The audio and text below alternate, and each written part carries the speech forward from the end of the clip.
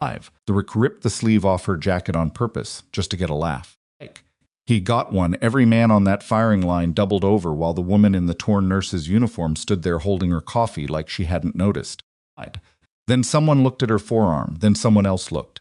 Then the laughter stopped so completely. It felt like someone had cut the power to the entire base.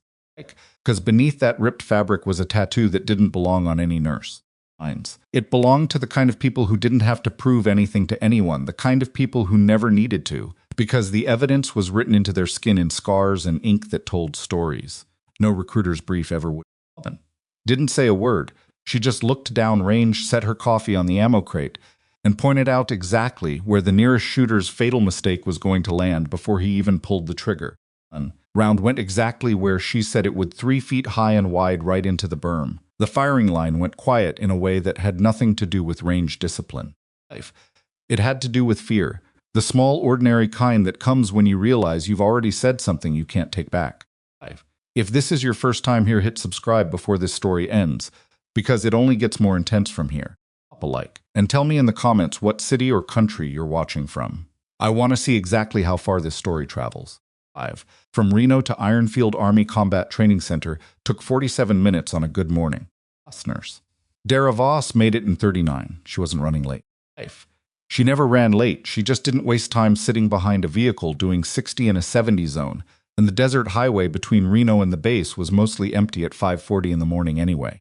5. The sky was still that bruised purple-gray color that happened when night hadn't fully decided to give up yet, and the headlights of her truck caught the scrub brush along the shoulder in stuttering flashes. She had the window cracked 2 inches, not for air, on noise.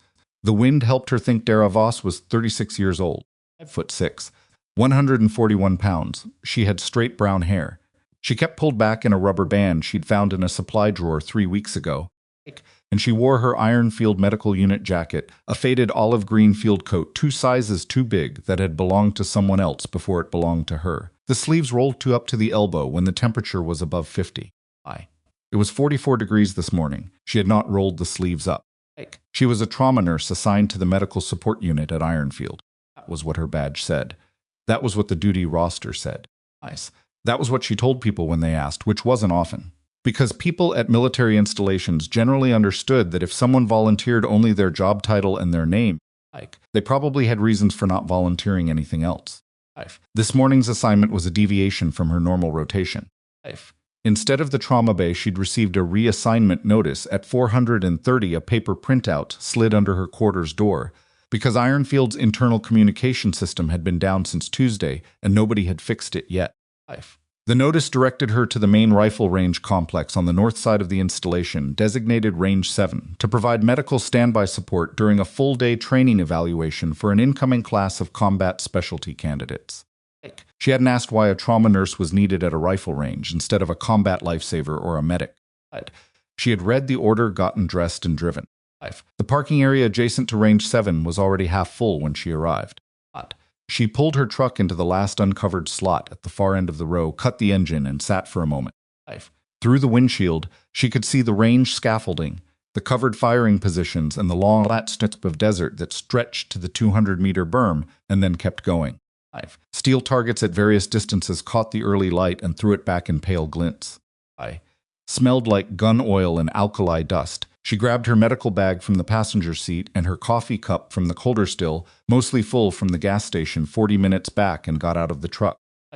The training cadre was already assembled near the range office, a prefab metal building at the edge of the firing line. About 30 recruits stood in formation on the gravel pad beside it, all of them in full kit plate carriers, helmets, strapped but visors up rifles slung muzzle down across their chests. They were big. Most of them were the kind of young men who had been athletic their entire lives and had built additional muscle on top of that in the preceding months of training. They stood the way men stood when they were tired, but didn't want to admit it, feet slightly too wide, shoulders slightly too tight. A sergeant was working down the outside edge of the formation. He was maybe 28, broad across the back, with a jaw that looked like it had been designed for clenching. His name tape said half-word. He moved with the particular swagger of someone who had recently been told he was very good and had chosen to believe it without qualification. Dara walked past the formation toward the range office. She wasn't looking at the recruits. She was looking at the target array downrange, reading distances, noting the wind flags. Why? She kept walking. Hey, nurse, she stopped. Not because she felt obligated to, because she'd already reached the door of the range office and needed to knock. She knocked. A man's voice from inside said, come. She opened the door. The office was small and smelled like bad coffee and printer toner. A captain sat behind a folding table covered in paper. He was 50-something, sharp-faced, with close-cropped gray hair, and the kind of posture that didn't look like it had ever been anything other than straight. Tape said Virux. He was looking at her with the neutral expression of someone who was competent and who recognized in the space of about 2 seconds that he might be dealing with someone equally competent. Boss, she said, trauma unit. I was sent a reassignment notice this morning. I nodded. I know who you are. Close the door. She did not just medical standby, he said. That's the cover. Actual task is evaluation support. I need a secondary observer during the performance drills this afternoon. The recruits won't identify as cadre. He paused. Akins. You were recommended by who? That's not something I'm going to put in writing. Asra looked at him for a moment. What am I observing for? A decision quality, under pressure, not shooting mechanics. Anybody can teach mechanics. He tapped a folder on the corner of the table. There are 3 recruits in this class that Hire has flagged as high potential designations. I need an independent read on whether the flag is accurate or whether somebody's covering for a weakness. She picked up the folder. She didn't open it. I'll look at this after the morning block, she said. That's fine. Devereaux picked up his own coffee. You'll get some pushback from the training staff. Stafford in particular. He's been running this program for 8 months, and he doesn't like observers. I'll manage. She left the folder on the corner of the table and went back outside. The morning block was marksmanship fundamentals, which meant she was standing to the far right of the firing line with her medical bag on her shoulder and her coffee in her hand, while 30 candidates worked through a standardized qualification course. At the 200-meter line and the 400-meter line. Variable Gus, 6 to 12 miles per hour coming in from the northwest at roughly a 15-degree cross. Watched. She didn't sit down. There was a folding chair against the wall of the range office, but she didn't use it. She stood and watched the line and drank her coffee and tracked the flags. Sergeant Halford materialized on her left after about 10 minutes. He said. He didn't say it loudly. He said it the way someone said something when they wanted it to sound like a reasonable observation while actually meaning something else entirely. I'm behind the firing line, Dara said. You're a distraction. Has anyone been distracted? He looked at her sideways. He was easily 8 inches taller than her, and had probably used height to his conversational advantage his entire life. Why don't you go set up your med station over by the vehicle bay? That's where you'll be useful if something happens. Captain DeVoe told me to stand here, she said. That landed. She watched him process it, the brief recalibration behind his eyes, when he understood that she hadn't been assigned to the periphery. He didn't say anything else. He moved back to the center of the line. 3 minutes later, a recruit at the far left position put 3 rounds high and right in a pattern that told her exactly what was wrong before he'd finished cycling the bolt for the 4th shot. Cuffed him. She watched him set up again, watched his right shoulder, watched the angle of his head on the stock, watched the way he held his breath. She walked down the line to him. He was young, 22, maybe 23, with the kind of face that still looked slightly surprised by adult life. Tape said Okerek. You're breaking your wrist on the follow-through, she said. He looked at her. He was clearly uncertain whether she was someone he was supposed to listen to. It again, she said. Keep your wrist still after the shot. Let it rotate right. He looked downrange. He adjusted. He fired the steel at 200 rang. He looked back at her. She'd already turned around and was walking back toward her original position. Sergeant Halford was staring at her. She picked up her coffee. The incident with the jacket happened at the water break 45 minutes into the morning block. A group of recruits had gathered near the ammo tables, getting water from the insulated jugs the cadre had set out. Alpha was standing a few feet away, not participating in the conversation, not particularly interested in it.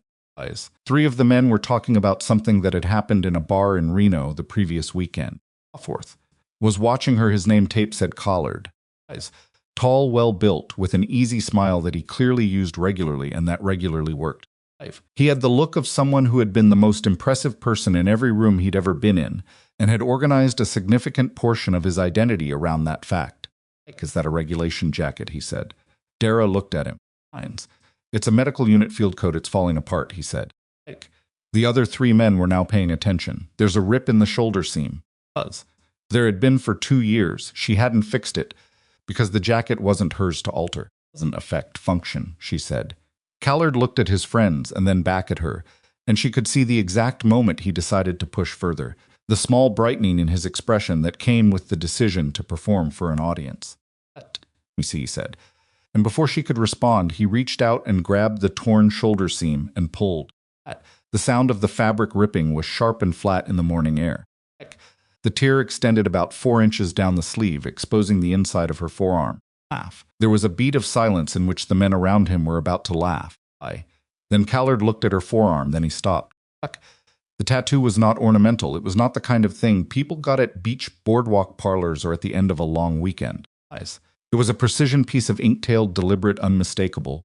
A frogman's skull stylized into geometric angles wearing a dive mask. Beneath it a date in military format, and beneath the date 5 words in tight block lettering. We do not forget them. Callard knew what it was. She could tell the way his face changed, not dramatically, not all at once, but in a slow rearrangement like furniture being moved in a dark room. The man to his right, a stocky recruit named Pruitt, said, "Admiance." Callard said very quietly. Nobody laughed. Sergeant Halford had seen it from 20 feet away. He came over, he looked at the exposed tattoo, he looked at Dara's face. Then he looked at Callard back on the line, he said. His voice was flat in a way it hadn't been before. The recruits moved. Dara picked up her coffee cup from the ammo table where she'd set it during the break. Had knocked it over without noticing. There was a wet circle on the wood where it had been sitting. She looked at the empty cup. She set it back down. Halford was still standing there. "Where did you serve?" he said. "I worked trauma," she said. He looked at her arm again. "It's a bone frog. It's a tattoo." He held her gaze for a moment. He was trying to read her, and she was giving him nothing to read, which she could tell frustrated him in a way he wasn't accustomed to. He turned and walked back toward the range office without saying anything else. The recruits were back on the line. The wind had shifted 2 degrees northeast. She looked at the flag. Saki at the far left position was already adjusting for it. Rifled that away. The afternoon block started at 1300. Then, the temperature had climbed to 68 degrees, and the wind had picked up to between 10 and 15 miles per hour, with stronger gusts coming through every few minutes in patterns that made predictive compensation genuinely difficult. This was the block she'd been told to watch. Captain Devereaux ran the briefing himself. He stood at the front of the assembled class and explained that the afternoon would consist of 3 sequential stress load drills followed by a live fire qualification on an unknown distance course. Recruits would not be told target distances in advance. They would be required to estimate, confirm, and engage within a compressed time window. Callard raised his hand. "Will we have access to rangefinders?" "No," Callard nodded slowly, processing this. "You'll have your dope cards," Devereaux said, referring to the individual ballistic data charts. "Each recruit maintained for their assigned rifles, and you'll have each other. What you won't have is certainty. That's intentional. If the stress drills were physical. Not punishing, but demanding enough to elevate heart rates and disrupt the fine motor control that precision shooting required. 30 minutes of movement under load followed by a 2-minute transition to the firing line. The idea was to replicate the physiological state of a shooter who had just done something hard and was now required to do something precise. Dara watched from the right side of the line. The first shooter settled into position, breathing hard, and tried to slow his pulse by sheer will. Watched him fight it. He fired. The round went low left. He knew before she said anything because his body language collapsed slightly, the small slump of a person who already knew. Talk to him. "You're rushing the reset," she said. "You've got more time than your brain thinks you do." The reticle settled. He looked at her. There was still uncertainty in his expression, the same uncertainty Okri had shown. The question of whether she had standing to give this instruction. It again. She said he did. The target rang. Fine. She moved down the line. Halford appeared at her elbow. "You're not authorized to coach during the evaluation." "I'm not coaching," she said. "I'm providing observation and feedback at the request of the evaluation officer." Devereaux didn't say anything about coaching. He said observation support. She looked at Halford. "Observation includes feedback. If you have a concern, talk to the captain." Halford's jaw tightened. He didn't move. She continued down the line. The third shooter. She reached. The recruits had stopped looking uncertain when she approached. They had started looking at her with a different kind of attention. Not deference exactly, but the specific alert that comes from recognizing that the information being offered has been proven accurate twice in a row. The third shooter was Callard. He had been the best performer in the morning block. Qualification scores were high, his mechanics were clean, and he knew both of those things. He had settled into his position with the confidence of someone who expected to succeed and was not wrong to expect it. She watched him work through his estimation, reading the wind, setting his dope, establishing his position. He was good. She didn't dispute that he fired the first round connected, and adjusted the second round connected. He was moving smoothly through the course, and she could see from his posture that he was aware of how smoothly he was moving, because the awareness was in his shoulders. She stood behind him for the third shot. The gust came through at exactly the wrong moment, a lateral push, stronger than the pattern suggested was coming. His correction had been based on the established pattern. And missed. Right. He caught it quickly, recalculated, re-engaged. Next round connected. She didn't say anything. She moved to the next position. Behind her, she heard Callard mutter something to the man beside him. She didn't hear the specific words. She didn't need to. The incident that changed the afternoon happened at the 400-meter stage. Unknown distance. Required each recruit to positively identify a target at a distance. They could not confirm with equipment, set a firing solution using terrain estimation and ballistic calculation, and engage within 90 seconds. The target was a 12 by 20-inch steel plate, partially obscured by a wooden baffle designed to simulate a target in a doorway or a gap in cover. It was set at 380 meters. None of the recruits had been told this. Most of them estimated between 350 and 420. The variance was expected. Callard estimated 405 meters. His solution was close, but his wind call was wrong. He was reading the near-field flags and ignoring the subtle mirage shimmer at the 300-meter line that indicated the mid-range wind column was behaving differently than the surface pattern. She said nothing. She was watching his process. He fired the round, skipped off the top edge of the baffle, a partial impact, but not a confirmed hit by evaluation standards. Time for one more round. She saw him recalculate.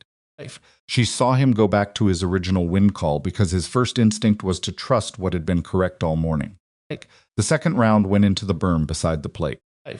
He came up from behind the rifle. He was looking downrange with an expression she recognized, not anger, not embarrassment, but the specific frustration of someone who didn't understand what had gone wrong. To him. The surface pattern and the mid-range column aren't matching today, she said. At the mirage line at 300, not the flags. He looked, then he looked at her. We're done, he said.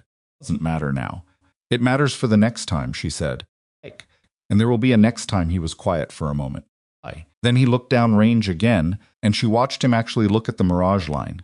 The way the heat shimmer rippled, and the direction it was going, and she watched him connect what he was seeing to what had happened with his shot. That's different from the flags.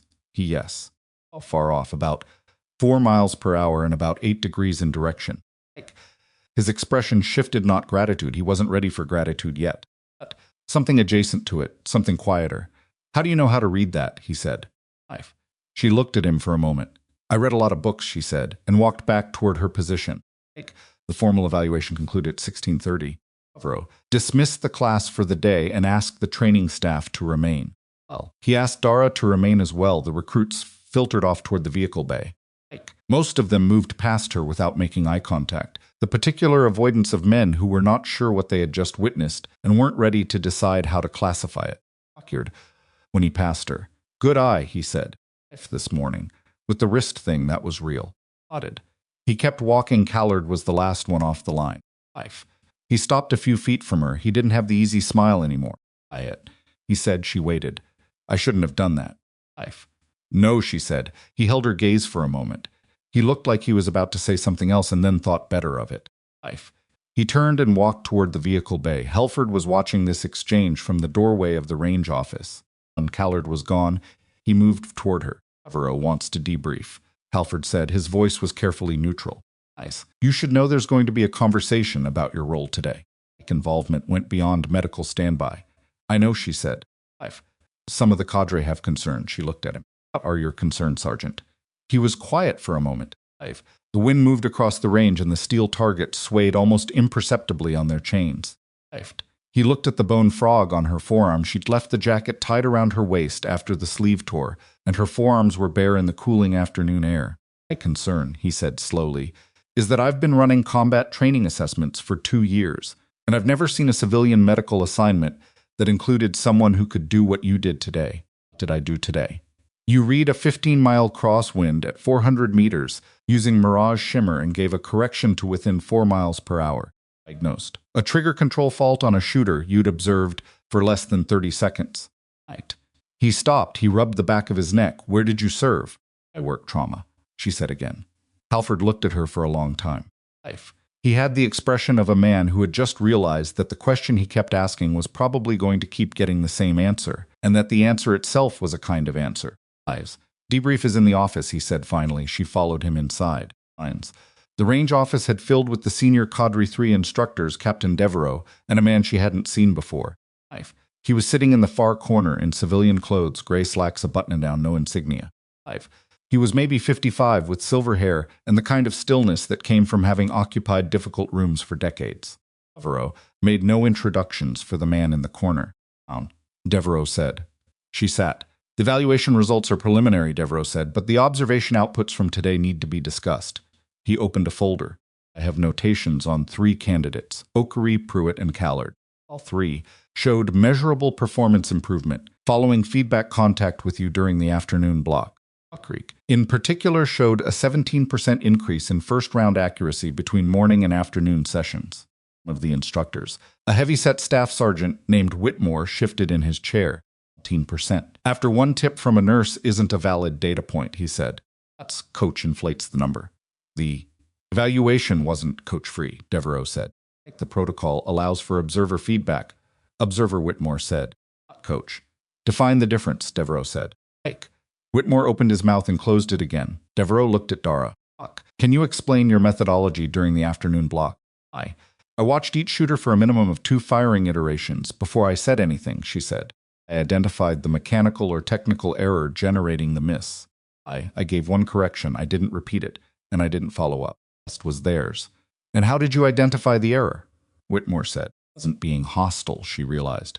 He was genuinely curious, and the hostility in his voice was covering for it because curiosity was harder to defend in front of his colleagues. Pattern recognition, she said, repeated observation. From where? She looked at him. He pressed it. Where did you develop that kind of pattern recognition? What context?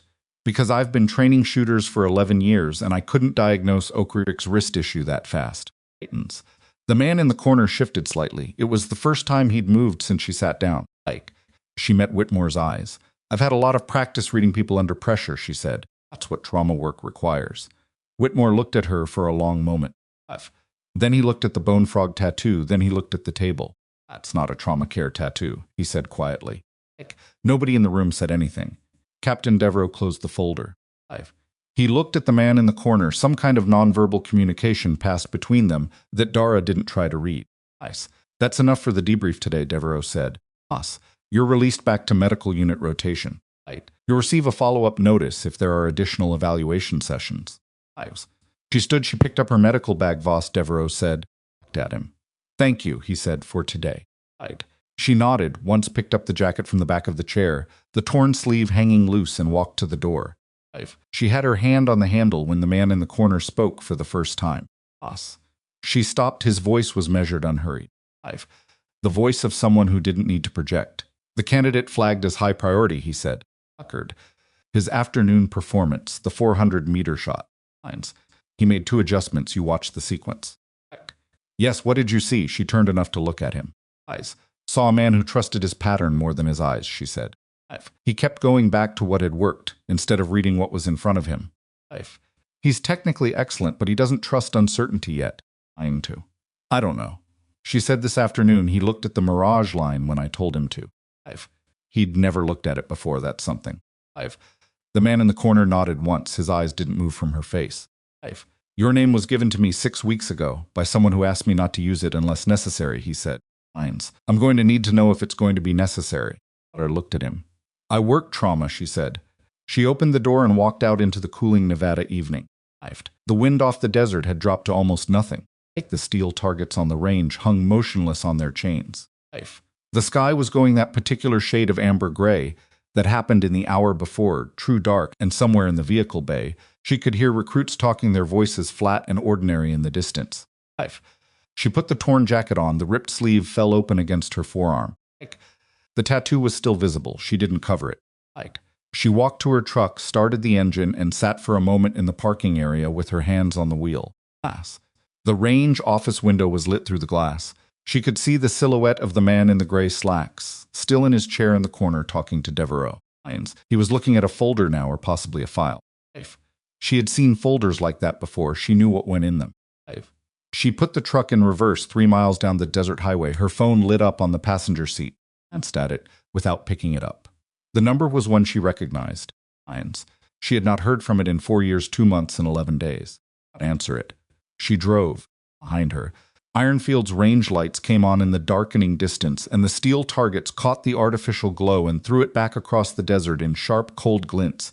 The same flat ping of metal on metal she'd been listening to all day. The sound of something finding its mark. The sound that meant the same thing it always had. Someone had been exactly where they needed to be, and now everyone else had to decide what to do with that. She answered it on the 4th ring. She had driven another 1.5 miles with the phone glowing on the seat beside her before she admitted to herself that not answering, it was a decision she'd already made once before, 4 years ago, and that it hadn't worked out the way she'd hoped. She pulled onto the gravel shoulder, cut the headlights, and sat in the dark desert with the engine idling and the phone in her hand. "Boss," she said. The voice on the other end was one she recognized the way you recognized a scar. Not with warmth exactly, but with the specific accuracy of something that had marked you. "Aldrich," the voice said, Commander Nolan Aldrich. His Naval Special Warfare Command retired. Which meant not actually retired, because men like Aldrich didn't retire in any way that functioned like the word implied. "No," she said, "you drove past the gate without stopping." She looked in the rearview mirror. The base lights were a faint smear in the darkness behind her. Watching the gate. "I was watching the parking area," he said. "You sat in your truck for 4 minutes after the debrief." "You were in the corner office," she said, the man in the gray slacks. Pause. "I wanted to see how you read a room before I said anything to you directly." "You read it correctly," he said. "You always did." She looked at the phone. She had about 12 things she wanted to say, and she said none of them. Outside, a semi moved past on the highway, doing 75 its passing, throwing a wall of wind that rocked the truck slightly on its suspension. "What do you need, Aldrich?" "Not tonight," he said. "Soon there's a situation developing at Ironfield that's going to require someone on the inside of the medical unit. Someone with your particular combination of skills." "I work trauma," she said for the 3rd time that day. "Dara." His voice was quiet, patient. The patience of someone who had learned that pushing didn't work with her, that the only approach that ever got anywhere was to lay information in front of her and let her arrive at her own conclusions. I know what you've been doing for the past 3 years. I know why you took the Ironfield posting. I know about the transfer request you put in for Reno Regional that got blocked by someone at the assignment desk." Athens. Her hand tightened slightly on the phone. That was not public information. The transfer request had been a private filing, and its blockage had never been formally explained to her. She'd been told the position had been filled internally, which she had not believed but could not disprove. "Fucked it," she said. "He said is part of what we need to talk about." She stared through the windshield at the dark highway ahead of her. The desert on both sides was flat and featureless in the no-moon dark, the scrub brush reduced to low shapes barely distinguishable from the ground. "Same number," he said. "When you're ready." He hung up. She sat for another 2 minutes. Then she turned the headlights back on, pulled onto the highway, and drove the rest of the way to base housing without the radio. She didn't sleep well. This was not unusual. She lay in the narrow bed in her quarters and looked at the ceiling and thought about Aldrich's voice, and about the man who had once been her commander, and about a transfer request that should have been routine, and apparently hadn't been. She thought about Callard staring at the mirage line like he was seeing it for the first time.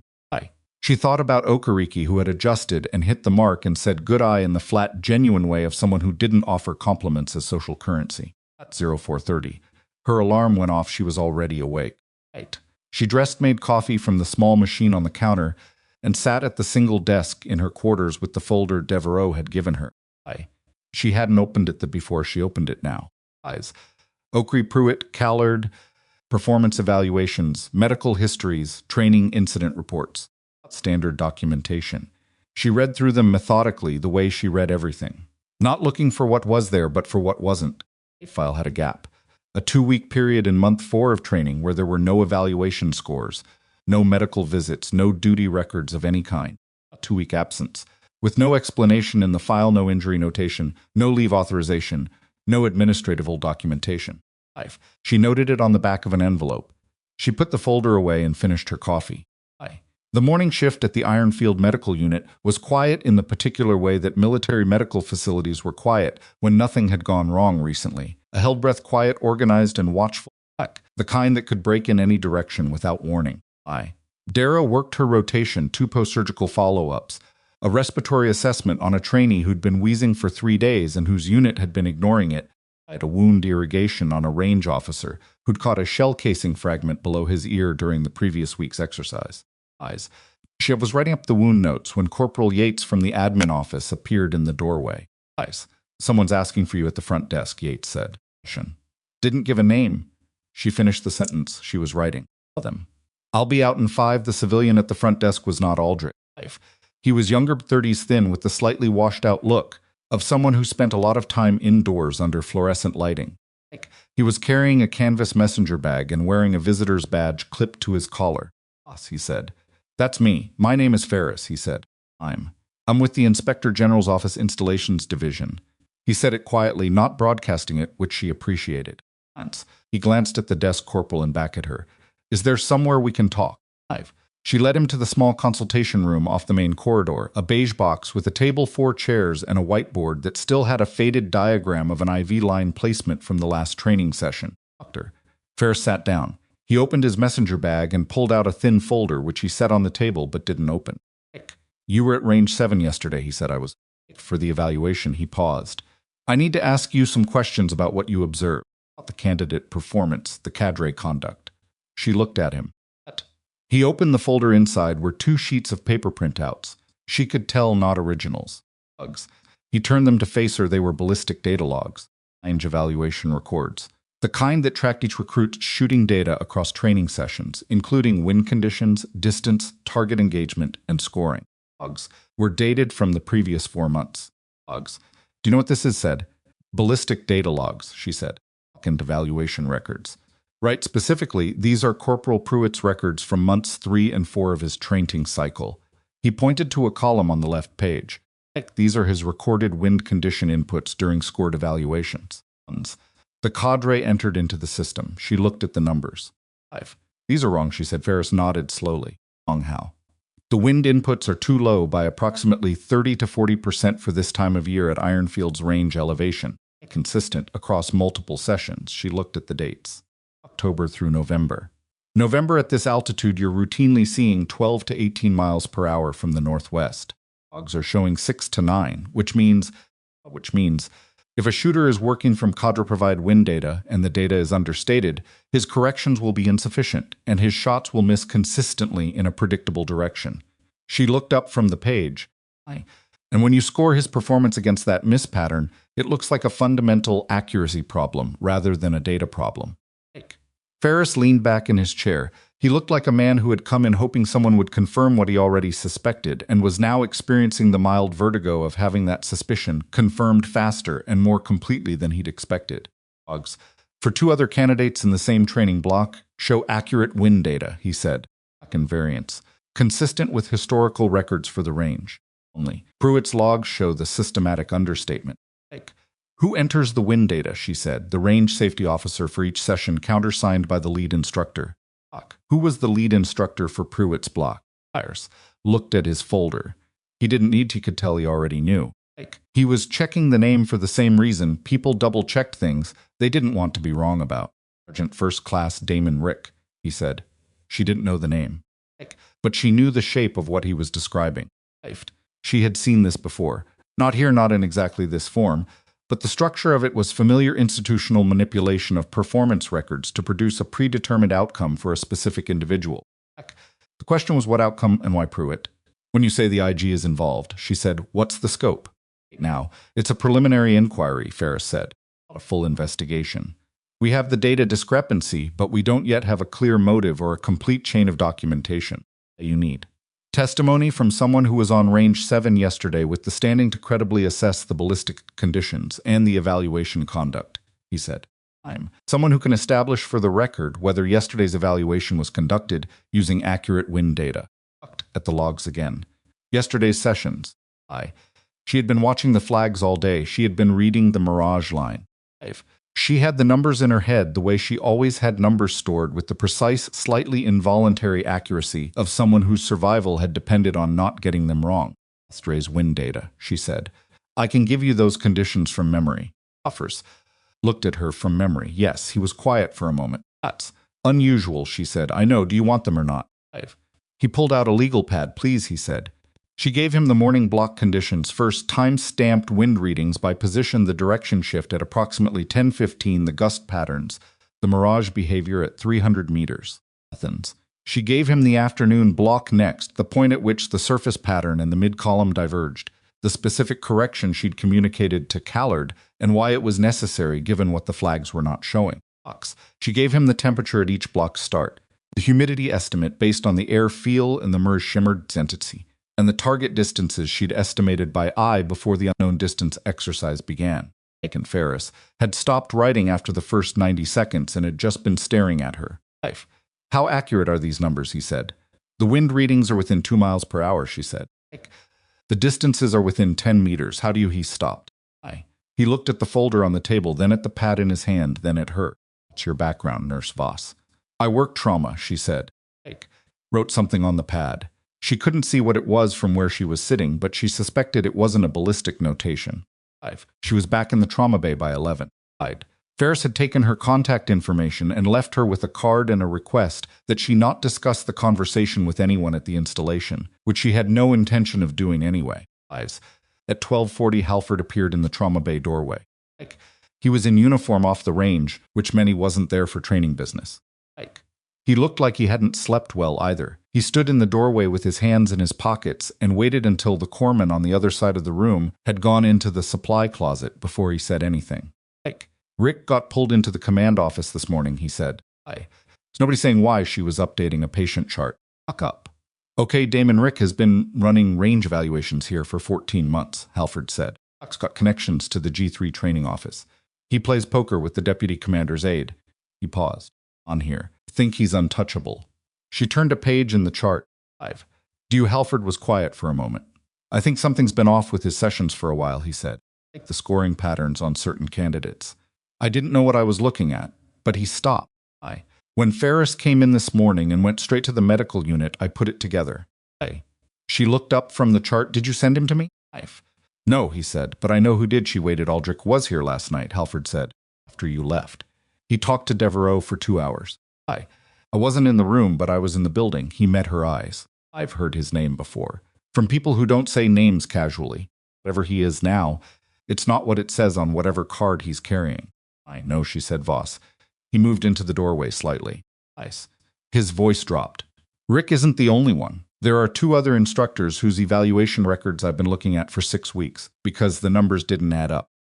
I didn't say anything, because I didn't have enough, and I didn't know who to say it to. If this investigation goes where I think it's going, he stopped again. He was not a man who struggled with words normally. She could tell the struggle was with something else. The specific discomfort of having to say to someone he'd spent the previous day underestimating that he needed her to understand something important. You should document what you have, she said, whatever you've been looking at. Write it down tonight, and don't put it on any installation system. Documents. He looked at her. That advice from a trauma nurse? It's advice from someone who's watched good documentation save careers and bad documentation end them, she said. Do with it what you want. He stood in the doorway for another few seconds, and she returned to the chart, and eventually she heard his boots on the floor moving away. At 1400, a coded message came through on the base internal system back online. As of that morning, apparently someone had finally fixed it. The message was a training schedule update. The Range 7 evaluation class was scheduled for a supplemental session the following morning, 0600 start. Vehicle standby required. Her name was on the assignment. She read it twice. Then she went back to work at 16:30. As she was finishing her shift, her phone buzzed with a text from the number Aldrich had called from the night before. Words. Just a time and a location, 1900, the Ironfield Commissary parking lot, East End. She was there at 1855. His car was already parked, a gray sedan, government plates backed into the corner space with a sight line on both entry points. She parked beside it and got in the passenger side. Aldrich looked roughly the same as he had in the range office corner, which was to say, like someone who must have at some point in his 50s to stop having any expression that wasn't entirely deliberate. He had a paper coffee cup in the cup holder and a manila folder on the center console. I'll be brief, he said. Good. Rick is part of a larger pattern, he said. IG has been building a case for 4 months. Systematic manipulation of evaluation records targeting specific candidates. The motive isn't ideological, it's financial. Someone outside this installation has been paying to influence which candidates pass advanced qualification courses and which ones wash out. She processed this privateur, she said. Defense contractor, almost certainly, he said. We don't have the contract name yet. But the pattern is consistent with someone who wants a specific type of operator pipeline for a specific type of program, and who has found it cheaper to shape the training output than to compete for it on the open market. She said, Pruitt is one of the candidates being washed. There are 3 others from previous cycles we've identified who we believe were pushed out the same way. He picked up the coffee cup, looked at it, set it back down. One of them is currently working private security in a capacity that should require a military qualification. He was denied because of fraudulent evaluation scores. She looked at the manila folder. What's in there? Financial records. Partially enough to establish a pattern of deposits inconsistent with his service pay. The timing correlates with specific evaluation periods. He tapped the folder. IG can move on Rick. What they can't move on yet is whoever is giving Rick his instructions. Because Rick isn't going to tell them, she said. Has already asked for a JAG representative, Aldrich said. Which tells us he knows exactly what he's exposed to, and he's calculating whether cooperation is in his interest. But eventually might be months. And you need something faster, she said. A supplemental session tomorrow, Aldrich said. Not a standard evaluation. Devereaux arranged it specifically because Rick's data manipulation left 3 candidates with incomplete and potentially fraudulent scores. Our session will establish clean, documented, independently verified results. He looked at her. There's a secondary purpose. We believe whoever is directing Rick will attempt to influence tomorrow's session through a different channel. A second instructor who has been less visible in the data, but who we've flagged in the last 2 weeks. Staff Sergeant Terry Bolden, he said. She joined the cadre 3 months ago. Her previous posting was an administrative role at a contractor liaison office in Virginia. Dara looked at the windshield. The commissary parking lot was empty except for a pickup and a minivan on the far side. Above the building entrance buzzed faintly. You want me in the session, she said. You're already assigned to it, he said. What I'm asking is that you pay attention to Bolden's conduct specifically, how she documents conditions, whether she deviates from the range standard operating procedures for data entry. If she does anything, that creates a discrepancy between observed conditions and recorded conditions I need to know within the hour. And if she does it in a way that isn't visible from the line, Dara said, because she's learned from watching Rick get caught. Aldrich looked at her. Then we have a problem, he said. She thought about this. She thought about Pruitt's file, the 2-week gap, the way a man's service record could be shaped into something that looked like failure when it had been nothing of the kind. She thought about the transfer requests that had been blocked without explanation, and about whether those 2 things were coincidence or architecture. Transfer request, she said. The one to Reno Regional that got blocked. Aldrich was quiet. Was that to keep me at Ironfield, she said, or to keep me away from something in Reno? He turned the coffee cup slowly in the cup holder. I don't want to speculate. That's a yes, she said. Confirmation, he said Aldrich. She looked at him directly. If someone's blocked my transfer to prevent me from being somewhere, I deserve to know where and why. He looked back at her. The parking lot light was catching the side of his face and leaving the rest in shadow, which made him look more deliberate than usual, which she hadn't thought was possible. There's an ongoing inquiry into procurement irregularities at Reno Regional Medical Center, he said carefully. Several personnel there have been identified as having connections to the same contractor network we're looking at here. We believe your presence there specifically, your background might have disrupted something before we were ready to move on it. She was quiet for a moment, so someone knew enough about my background to flag me as a risk to their operation. Yes. And that person has access to records that are supposed to be classified. Aldrich didn't answer. She opened the car door. The cold desert night air came in sharply. I'll be at range 7 at 055, she said.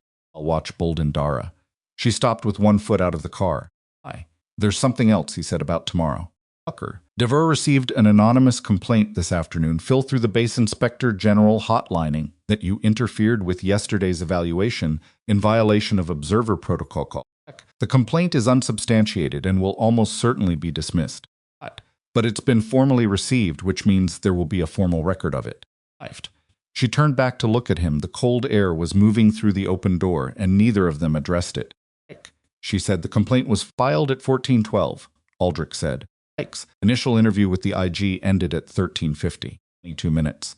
Someone had made a phone call, and the phone call had produced a formal complaint designed to preemptively undermine whatever she said about range 7 yesterday's session, today's conversation with Ferris, tomorrow's evaluation. She had been dismissed, then ripped apart, then quietly and efficiently attempted to be neutralized before she could do anything that mattered. She thought a genuinely competent countermove. She could almost respect it. If the complaint creates a problem for my presence at tomorrow's session, she said, it achieves exactly what it's meant to achieve. Which is why Aldrich said Devereaux has already filed a formal countervailing statement affirming your authorized role and the validity of your observer function.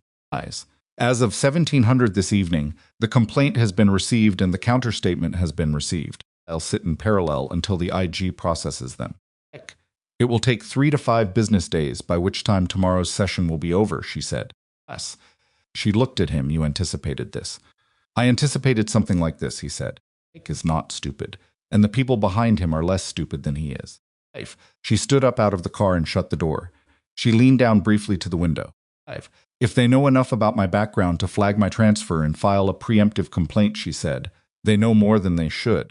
Whoever's running this has access to records at a classification level. They shouldn't have. Aldrich looked at her steadily. I know, he said. She straightened up and walked back to her truck.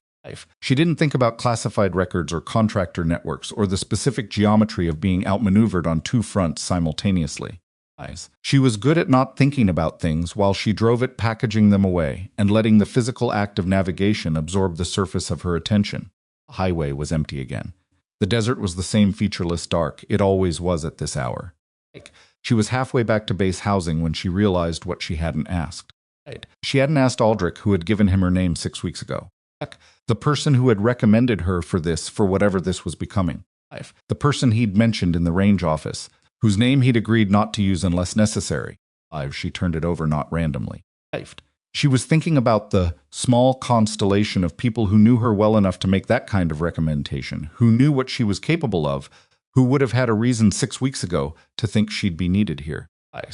She came up with 3 names. 2 of them she was certain it wasn't.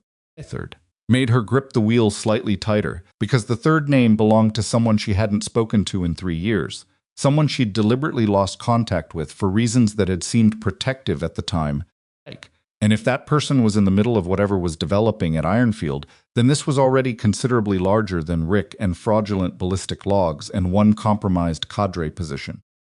She pulled into the housing lot, cut the engine, and sat. Phone buzzed, a text from a number she didn't recognize. Not Aldrich's, not anyone in her contacts. Nevada area code. 6 words, range 7 tomorrow, don't go alone. She looked at the message for a long time. Then she set the phone face down on the seat, got out of the truck, and went inside to get what sleep she could before 0430 came back around, which it always did, and which it would, and which was in approximately 8 hours and 40 minutes, by which time whoever had sent that message would either be someone she needed to find or someone who had already found her.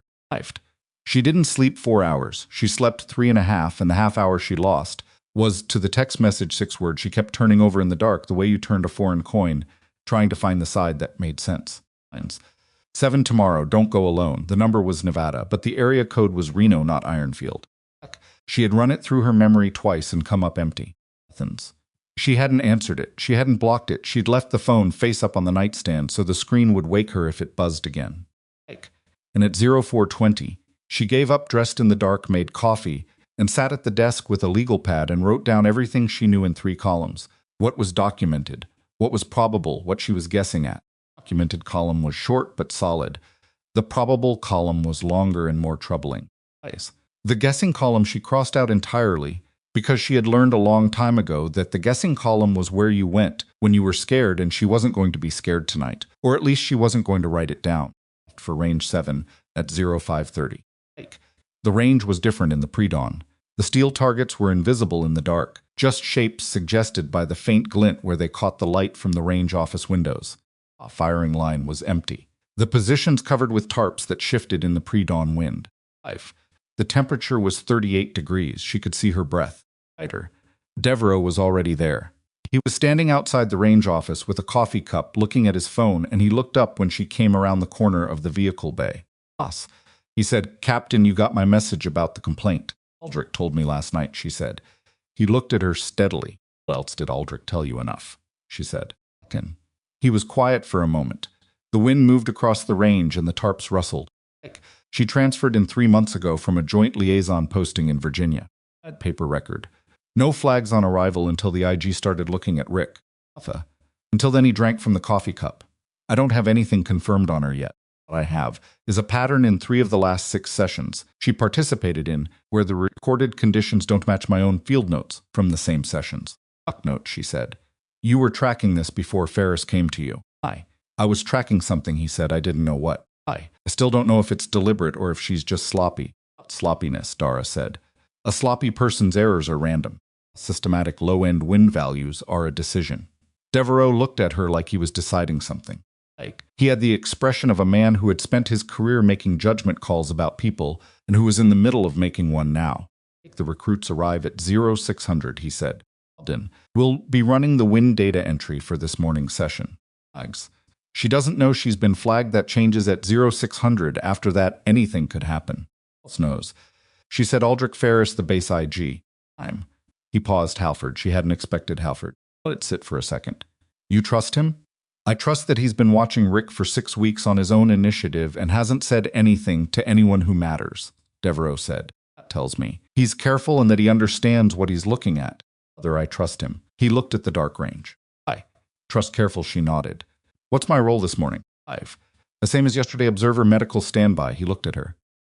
"You'll be stationed at the primary data recording position." I'm going to make a procedural change to the session setup. Put the observer position adjacent to the data entry station.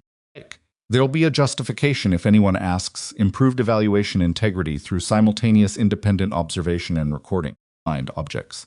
She can object to me," he said. I outrank her by 4 grades. The range lights came on. Somewhere in the distance, vehicles were moving. The recruits arrived in 2 vans at 0602, which meant they'd been moving before Vale, which meant someone had adjusted the morning's schedule without the standard notification window. Dara noticed Halford noticed this, the slight tightening around his eyes, when the vans came around the corner 2 minutes late. He looked at Devereaux. Devereaux gave him nothing back. Sergeant Terry Bolden arrived in a separate vehicle, a black pickup. She parked tight against the range office wall. She was 40-something, compact with short dark hair and the kind of physical efficiency in her movements that suggested someone who was aware of how she moved in spaces and had made choices about it. She carried a tablet and a windowed data case, the portable weather station setup used for real-time condition logging during formal evaluations. She looked at Dara once when she came around the vehicle, a quick professional assessment that lasted maybe a second and a half, and then she looked at Devereaux. "Sir," she said, "ready to configure the station." "Adjacent to the observer position," Devereaux said. "I'm consolidating the data and observation functions this morning." Pause. "Small, but their standard setup has the station at the range safety officer position," she said. I know where standard is," Devereaux said. "Today we're doing it differently." Auden looked at the spot Devereaux indicated, which was a folding table and 2 chairs positioned at the right end of the firing line. Close enough to the primary observer position that anyone sitting at the data entry terminal would be within arm's reach of whoever was sitting beside them. "Copy," she said. She set up the weather station without further comment. Dara took the observer chair. Bolden sat at the data terminal. They were close enough that Dara could read the screen without leaning. The morning session was a re-evaluation. Creek and 2 other candidates whose files she hadn't reviewed were shooting a standard qualification course, the same format as the previous day's afternoon block, unknown distances, variable wind, scored engagement within a time window. The purpose was to generate clean documented records under controlled conditions that could be compared against the suspect historical logs. 5. The first wind reading of the session came in at 0614. His eyes were on the flags. Flags at the 200-meter line were moving consistently 12 to 14 miles per hour from the northwest, the same direction and velocity she'd been reading since she walked onto the range at 0540. The temperature had come up 2 degrees with the first light. And entered the reading on the tablet. Dara looked at the screen. 8.5 miles per hour. She said nothing. Flags. She looked at the flags again, 12 to 14. She looked at the screen, 8.5. The second reading came at 0621. Flags. 13 miles per hour, screen 9, the third reading at 0629. Flags. 11, screen 7.5. Dara sat with her hands in her lap, and her eyes moving between the flags and the screen at an interval that she was careful to make look casual, because she was sitting close enough to Bolden that any fixed staring at the tablet would register as scrutiny. She looked at the targets, she looked at the recruits. Flags. She looked at the flag, she looked at the screen. She was building a log in her head, number by number, timestamp by timestamp, the way she had once built target solutions under pressure in environments that did not allow for margin or do-overs. At 0635, Pruitt settled into position at Station 4.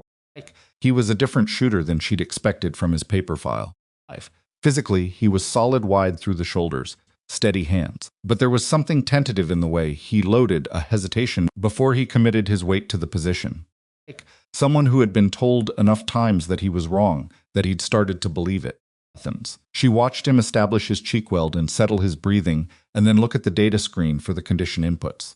The screen said 9 miles per hour from the northwest. He was looking at a lie. She watched him build his firing solution from a number that was wrong by roughly 35%. She watched him make a correction that was technically perfect, given the data he was working from. Watched him fire. The round went right, not far, maybe 4 inches at 200 meters, which at scale was a significant miss. He made a micro-adjustment and fired again. The second round was better, a partial impact on the edge of the plate. Not a confirmed hit. She watched the evaluation officer mark it. She wrote the timestamp on the back of her hand with the pen she kept in her jacket pocket, pressing hard enough to make the ink last. That 06, Bolden stood up and said she needed to recalibrate the anemometer sensor on the weather station because the readings were showing a drift pattern. She said it to no one in particular and stepped away from the terminal with the sensor housing in her hand. Dara looked at the terminal screen. She looked at the range office door, which was closed. She looked at where Bolden was standing about 30 feet away near the range office wall, her back partially turned, working on the sensor housing. Dara took out her phone. She took a photograph of the terminal screen with the current timestamp and wind entry visible. Then she put the phone away before Bolden turned back. It took her 18 seconds. She counted them. When Bolden returned to the terminal, she entered a new reading, 7 miles per hour. The first accurate number she'd put in the system all morning. Dara looked at the flags, 14. She wrote the new timestamp on her hand. Valkyrie shot at 0704.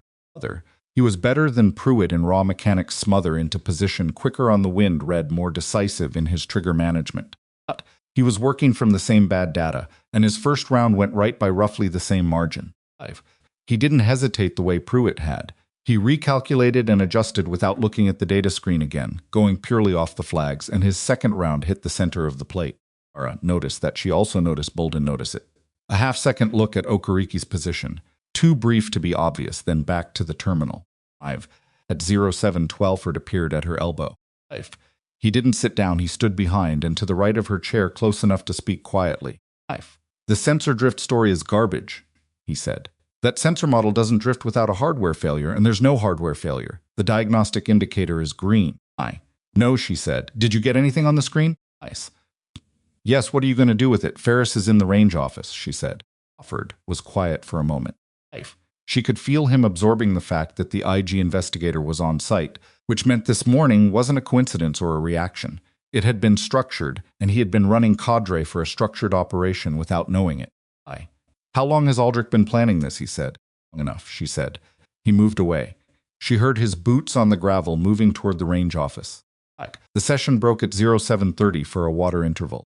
The recruits came off the line and gathered at the hydration station near the ammo tables.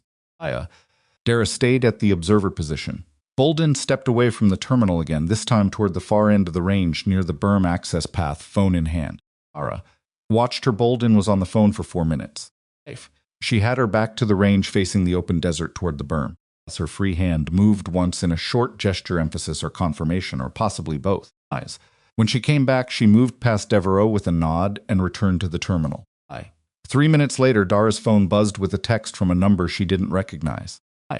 Then she realized she did recognize it, the same Nevada number from the night before. Text. Said she just called Pharaoh. Pull her off the terminal now. The name landed with the specific weight of something she hadn't known. She'd been waiting to hear. She didn't know why, and then she did. Because in the 2-week gap in Pruitt's file, there had been an administrative hold notation that had been redacted to a single reference number. And she had written that reference number down on the envelope she'd used for her notes, and she had not yet been able to identify what it corresponded to, and now she was quite certain it corresponded to a person named Pharaoh. She stood up and walked to the range office door and knocked once and opened it. Ferris was inside at the folding table with a lap and a second tablet running what looked like a live feed of the terminal data. When she came in, Bolden just called someone named Pharaoh, she said. 4-minute call. She got instructions and came back and entered a new reading. Ferris's expression didn't change dramatically, but something behind it did, the subtle shift of a man whose case just got materially more significant. You're sure of the name? Text confirmation from a source I can't identify, she said. That warned me last night. Who warned you last night? I don't know, she said, but they knew about Range 7. And they knew about Bolden, and apparently they know Pharaoh. Captains. Ferris looked at his laptop screen. He typed something quickly. He read what came back and said, Victor Pharaoh, Direct Program Integration for Kessler Defense Systems. He looked up. Katie's has 3 active training support contracts with installations in Nevada and Arizona. In Ironfield, she said. No existing contract, he said. They submitted a bid for the Advanced Operator Pipeline Program 6 months ago. The bid is currently under review, she understood immediately. If KDS's bid for the Operator Pipeline Program was contingent on producing a specific output, specific candidate profile, specific washout rates, then shaping the training evaluations wasn't corruption for its own sake. It was product development. They were manufacturing the pipeline before they'd won the contract to run it. How close is the contract decision? She said. Ferris looked at the screen. 8 days. 30 days. Since someone at Ironfield had been adjusting ballistic data for 4 months to make sure the right candidates failed and the right ones passed, so that when KDS won the contract and proposed to take over the pipeline, they could point to an existing operator cohort pre-sorted to their specifications. Athens. Pull her off the terminal, Dara said. Now whatever you record from this point forward is under challenge if she's still in the chain. Ferris closed the laptop and stood up. What happened in the next 90 seconds was not clean. Mine was for briefings and after-action reports. Real things were never clean. Us came out of the range office with Devereaux behind him. Devereaux called across the range to Bolden by name, and she stood up from the terminal, and the expression on her face when she saw Ferris was the expression of someone who had just done the math and arrived at the wrong answer. Dara had half expected her to, but she didn't. She stood at the data terminal with her hands at her sides, and she looked at Ferris and said, I want a G representative present before I answer any questions. That's your right, Ferris said. He was already beside the terminal, and Dara watched him remove the tablet from the dock with a gloved hand and seal it in a chain of custody bag he'd pulled from inside his jacket. The bag had been in his jacket. He'd come out here this morning expecting to collect it. Auden looked at the bagged tablet and then at Dara. Lasted maybe 3 seconds. It was not hostile. It was something more unsettling than hostile. It was calibrating. She was looking at Dara the way someone looked at a variable they had failed to account for in an otherwise sound calculation. Who are you, Bolden? Said medical unit, Dara said. Auden's eyes moved to the bone frog on Dara's forearm. It stayed there for exactly 2 seconds. No, she said very quietly. Devereaux stepped between them. Staff Sergeant Bolden, you're relieved of range duty pending investigation. Remain at the range office. He looked at the recruits who had stopped their water break and were watching from the ammo tables with the careful stillness of young men who understood something serious was happening and were smart enough not to make it worse. Back on the line we're continuing, the recruits moved, most of them. Pruitt didn't move immediately. He was standing at the ammo table and he was looking at the bag tablet and at Ferris and at the data terminal that Bolden had been operating all morning. And Dara watched him put it together. Watched the sequence of understanding move across his face. The dawn realization that the pattern of misses that had been following him through his evaluation cycle was not his failure. To him. On the line, Pruitt, she said. Fucker. He looked at her. His jaw was set. Were the numbers wrong this morning? Yes. Were they wrong in my previous sessions? That's what the investigation is going to determine, she said. But she stopped. She looked at him. He was 24, maybe 25, and he had spent 4 months believing a narrative about himself that had been deliberately constructed by people who'd never met him and needed him to fail. What I can tell you is that your shot this morning at 0650 went right of center by 4 inches at 200 meters in a 14-mile-per-hour crosswind with a 9-mile-per-hour data input. If you'd had accurate data, the correction would have put that shot dead center. Get on the line, she said. Shoot what you actually know how to shoot. The session resumed at 0742. Devereaux took over the data station himself, recording conditions in real time against his own field readings and cross-checking with a second anemometer he'd retrieved from the range office supply locker. The data was accurate. It was also being recorded simultaneously on 3 separate devices, including Ferris's laptop.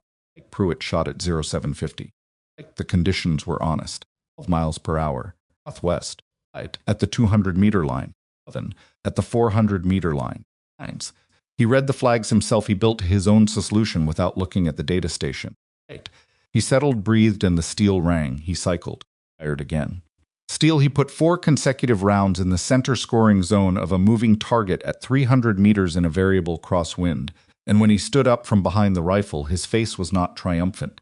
It was something quieter. The expression of someone who had just proven to themselves something they hadn't been sure of, and who wasn't ready to feel good about it yet because the implications were still unfolding. Dara was watching from the observer position. She didn't say anything.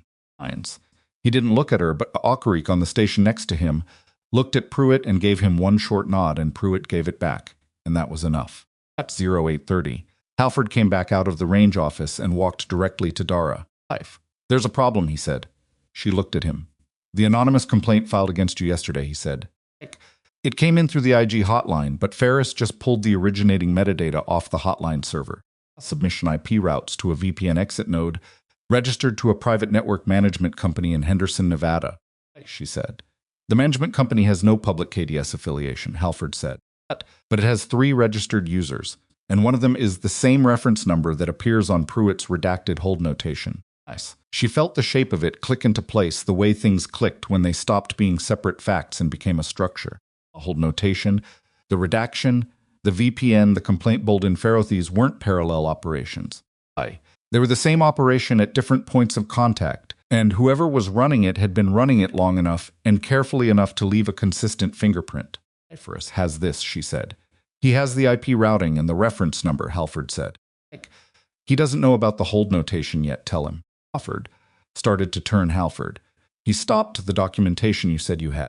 6 weeks of your own field notes on the evaluation irregularities. I have them. Give them to Ferris today, she said. Tomorrow. Today I was going, I know, she said. I just want to hear you say it.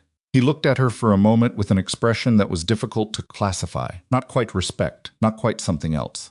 Somewhere in between. Understood, he said, and went back to the range office. The session ended at 0915 with complete documented results for all 4 candidates. Devereaux signed the evaluation record personally. Ferris collected the primary data storage and issued custody documentation to Devereaux and to the base IG on-site liaison who had arrived at 0850 without introduction. Had been in the range office since 0740. She hadn't spoken to anyone other than the JAG representative who arrived at 0820. She sat in the corner of the office where the man in gray slacks had sat the day before, which Dara noticed and did not assign meaning to. The recruits were dismissed from the range at 0920. Packard came off the line last. He stopped near the observer table where Dara was collecting her materials. Pruitt's data was wrong, he said. It wasn't a question. The investigation will establish what it establishes, she said. I'm not asking for confirmation, he said. I was here this morning. I watched him shoot. He paused. He's better than his scores said. A lot of people are better than the record says, she said. He was quiet for a moment. He looked at the range where the targets still hung at their distances, motionless in the now calm air. Complaint against you, he said, about yesterday. We were told about it this morning before the session. Looked at him. All of us were told, he said. I think Rick thought if we knew it would, I don't know. Make us less likely to listen to you or something, he shook his head. It had the opposite effect. Okri was the one who said it. If someone's trying to undermine a witness before a session, you have to ask what they're scared the witness is going to see. Hi. She said nothing. That's why he looked at the Mirage line yesterday, Callard said, after you told him. Because of that, she picked up her medical bag. The torn jacket sleeve fell open against her forearm. Puckered, she said. He looked at her. You missed the 400-meter shot yesterday because you trusted the pattern more than your eyes, she said. To shot clean, what changed? He thought about it. Eyes. Stop trying to protect my score, he said. I just shot what was actually there. Eyes. That's the only thing that ever works, she said. She turned and walked toward the vehicle bay. She was 12 feet from the range office door when Aldrich came out of it. He was in the same gray slacks.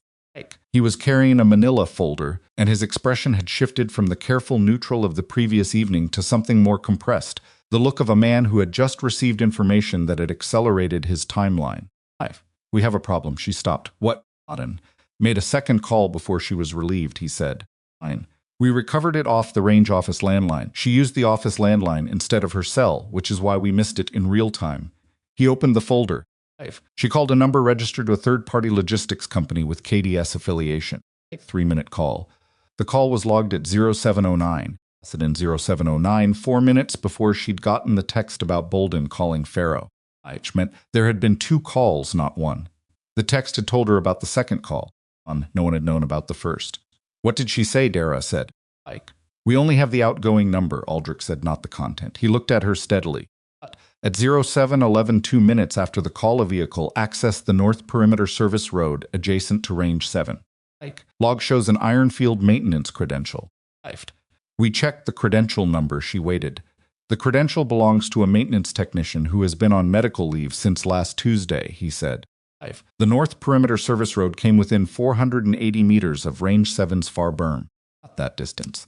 From an elevated position on the service road embankment, you had a direct sight line to the firing line, 180 meters. She looked at Aldrich's face and the compressed expression on it and understood simultaneously why he looked the way he did and why the text last night had said, "Don't go alone," and what that vehicle on the service road at 0711 had almost certainly contained. The session ran until 0915, she said. Was level if they were trying to disrupt it. I had the service road locked down at 0805, Aldrich said, and we ID'd the credential issue. He paused. The vehicle was gone by the time security reached the embankment position. They found a vehicle track and a cleared sightline to the range. Nothing else. Nothing else, which meant whoever had been there had come, found the road locked, and left. Had left earlier for reasons of their own. The text last night, she said. Don't go alone. Someone knew the vehicle was going to be there. Yes, Aldrich said. The same person who's been giving you information from inside the KDS network, she said. Aldrich closed the folder. He looked at her with the expression of a man who had decided in the last 30 seconds that there was something he was going to have to tell her, whether the timing was right or not. The name I was asked not to use, he said, unless necessary. She held very still. It's necessary, he said, and he said the name. She heard it the way you heard something that rearranged a significant number of things you had believed to be fixed, not loudly, not dramatically, but with a quiet and total reconfigurations that left you standing in what felt like the same place but wasn't. The name belonged to someone she had served with in a location that didn't appear on any public record. Someone she had believed for 3 years, months, 7 days was dead. That's the name was Soren Vale. She stood in the Nevada morning with the range behind her and the range office in front of her and Aldrich's face 3 feet from hers. And she processed it the way she processed things that hit too hard for immediate reaction, by very still and letting the information settle through her without fighting its weight. Vale had been a naval special warfare intelligence specialist, attached to the same classified element she'd served with in a location she still couldn't name in any conversation that was being recorded. He had been 31 years old the last time she'd seen him, which was in a forward operating position in a country whose name didn't appear on their mission orders, on a night when 3 things had gone wrong in rapid succession and only 2 of their team had made it to the extraction point. She had been one of the 2 she had been told in a medical debriefing 6 weeks after extraction that Soren Vale had not survived. She had believed it because the alternative, that an organization she had served with total commitment had lied to her about the death of someone she had served alongside, was not something she had been ready to believe at 29, which was how old she'd been on that night, and apparently was something she still wasn't entirely ready to believe at 36, because the thing happening in her chest right now was not the clean processing of new information. It was something considerably less organized. "How long have you known?" she said. 14 months, Aldrich said. 14 months. She looked at him. He met it without flinching, which told her he had been rehearsing this conversation and had decided in advance that he was going to take whatever she gave him. "He reached out to me," Aldrich said, "not the other way."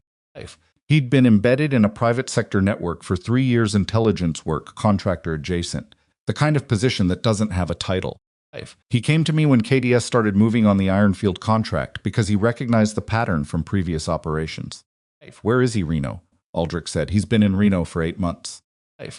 He's the one who blocked your transfer." She heard that, and it took her a full 4 seconds to understand it correctly. "Blocked it," she said. "Not KDS. He blocked it to keep you away from Reno until he had enough on the KDS network to protect you from being identified as a liability," Aldrich said. He knew they were monitoring personnel movements at Ironfield and at Reno Regional. He knew that if you transferred, you'd surface on their threat assessment within 2 weeks, and at the time, he wasn't in a position to. "He made a decision for me," she said. "Yes, without telling me." Yes, she looked at the range. The steel targets hung motionless in the still morning air.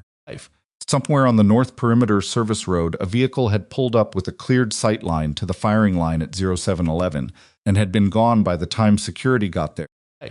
She thought about that vehicle. She thought about Soren Vale in Reno for 8 months, feeding information through an anonymous number, building a case, blocking her transfer, deciding what she needed to know, and when she needed to know it. She thought about a night in a country without a name and 2 people at an extraction point instead of 3. "Last night," she said. "That was him, yes." "And this morning the text about Bolden calling Farrow." "He was on the service road," Aldrich said. "He came to watch the session." He stopped. He wasn't comfortable coming in through the gate. She understood why, and the understanding was complicated, and she was going to have to put it somewhere and leave it there until she had time to deal with it properly. "Now." "The KDS case," she said. "What does he have?" "To open a federal investigation," Aldrich said. "Procurement, fraud, contract manipulation, falsification of government training records." Ironfield piece is one node. There are 2 other installations in Arizona where the same pattern has been running under different contractor fronts that all trace back to KDS program integration. "Farrow," she said. "Farrow is the operational director," Aldrich said. "He's the one coordinating the installation-level contacts. Bolden, and at least 3 others across the 3 sites." He paused. "But Farrow isn't the money, he's management. The financial architecture of this thing goes higher." "How much higher?" that Aldrich said, "is what Vale has been building toward for 14 months. She looked at the manila folder in his hand. She looked at his face. She thought about a lot of things at once, and then stopped thinking about most of them because the operational reality was straightforward even when everything else wasn't. "What do you need from me?" she said. Aldrich opened the folder. Was a single printed page, a formal document header. She recognized as the evidentiary declaration. "I need your recorded testimony on the ballistic data discrepancies you observed this morning. I'm stamped, specific signed. You have my phone photographs." I need more than photographs," he said. "I need a witness statement from someone whose background and trainings establish them as a credible expert on the specific conditions being recorded.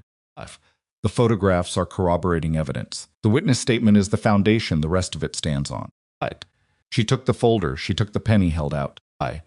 "Is there a table inside?" she said. She went into the range office. She wrote for 31 minutes. She didn't draft and revise.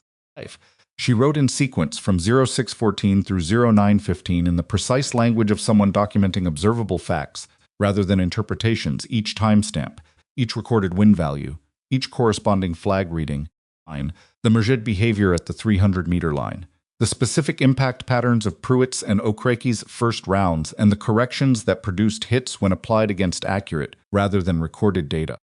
She described Bolden's anemometer recalibration claim and why it was implausible given the sensor model's diagnostic behavior. She described the 2-minute window between the first call and the maintenance credential gate log and what that sequence implied without stating the implication as established fact. When she was done, she read it back once. She changed 2 words. She signed it. Ferris was at the far end of the table when she slid it across to him. He read it without saying anything. He turned a page. "This is comprehensive," he said. "It's accurate," she said. Whether it's comprehensive is your determination. He looked up the Mirage reading methodology. Will you be willing to explain that in a formal proceeding? How you read wind from heat shimmer rather than mechanical instruments. Yes, she said, there will be a defense argument that it's subjective. I know, she said. It's not subjective, it's applied physics. Methodology is documented in advanced sniper training manuals and in peer-reviewed atmospheric optics literature. I can cite both. Ferris looked at her for a moment with the same expression he'd had yesterday afternoon when she'd given him the time-stamped wind readings from memory. The expression of a man recalibrating what he was working with. Asked to make a statement this morning, Ferris said. Before his JAG rep arrived, his rep got here and shut it down immediately. In the 40 seconds before she arrived, he said, and I quote from the recording, that he was told the data manipulation was a standard contractor evaluation calibration practice that had been approved at the contract oversight level. Dara looked at him. He believed it was authorized. He claimed to believe it, Ferris said. Whether he actually did is a different question. If there's documentation at the contract oversight level supporting that characterization, even fraudulent documentation, it changes the culpability structure significantly. Moves the target, she said, substantially, he said. Whoever generated the authorization documentation. She thought about Faro. She thought about the financial architecture Aldrich had described. She thought about a case that had been building for 14 months and hadn't moved yet, and about what it meant that it was moving now. Who has authority to generate contract oversight documentation at the level that would cover Ironfield's evaluation program, she said. Ferris closed her statement in the folder. That's a question for people considerably above my pay grade, he said. But the answer is a short list. She stood up through the range office window. She could see Devereaux outside on the line talking to Halford. The recruits were gone. The desert beyond the far berm stretched flat and pale in the late morning light. Halford found her in the vehicle bay at 10:40. He had a thumb drive in his hand, a plain black drive with a strip of white tape on which he'd written a date range in ballpoint pen, the 6-week span of his own field observation records. He it out to her. I already gave a copy to Ferris, he said. This one's yours, she took it. Why mine? Because you're the one who told me to write it down, he said. Seemed like you should have a copy of what your advice produced. She looked at the drive. It was a small thing lighter than it should have been, for what it contained. Documentation gap. In Pruitt's file, Halford said. The 2-week hold in month 4, I know what that is now. Since Ferris told me 20 minutes ago, he paused. Was recommended for early advancement consideration by a range officer named Gallegos, a good officer, solid record, who wrote an evaluation noting exceptional performance in months 1 through 3. The recommendation was routed to the Training Coordination Office for processing. It was intercepted at the administrative desk and rerouted to a hold status by someone using Rick's access credentials. Witt never knew a recommendation had been filed. Gallegos assumed. It was processed. The hold sat in the system for 2 weeks until someone buried it. Aya looked at the floor of the vehicle bay. The concrete was oil-stained and cracked at the expansion joint near the door, the kind of wear that accumulated over years of heavy vehicles on inadequate maintenance budgets. Gallegos, she said. Where is he now? Transferred to Fort Irwin 8 months ago, Halford said. His transfer request was processed in 4 days, which is about a third of the standard timeline. He told his unit he'd put in for the transfer himself, but when Ferris pulled the processing record this morning, the originating request was filed by the same administrative desk that buried Pruitt's recommendation. Getting a good officer out of the way before he noticed that his recommendation had disappeared. And quiet the kind of operational efficiency that took planning. Pruitt needs to know about the Gallegos recommendation, she said. Ferris is talking to him now, Halford said. She nodded. Halford stood in the vehicle bay for a moment with his hands in his pockets. He had the look of someone who wanted to say something and was trying to figure out if it was the right moment. You've done this before, he said, not the nursing. He gestured vaguely at the morning in general, whatever this morning was. What makes you say that? Because when Ferris came out of that office and approached Bolden, you'd already moved to a position that was outside her direct sightline, but inside a sightline to the North Service road gate, he said. I watched you do it. I don't think you even thought about it. He was right, habit, she said. He looked at her.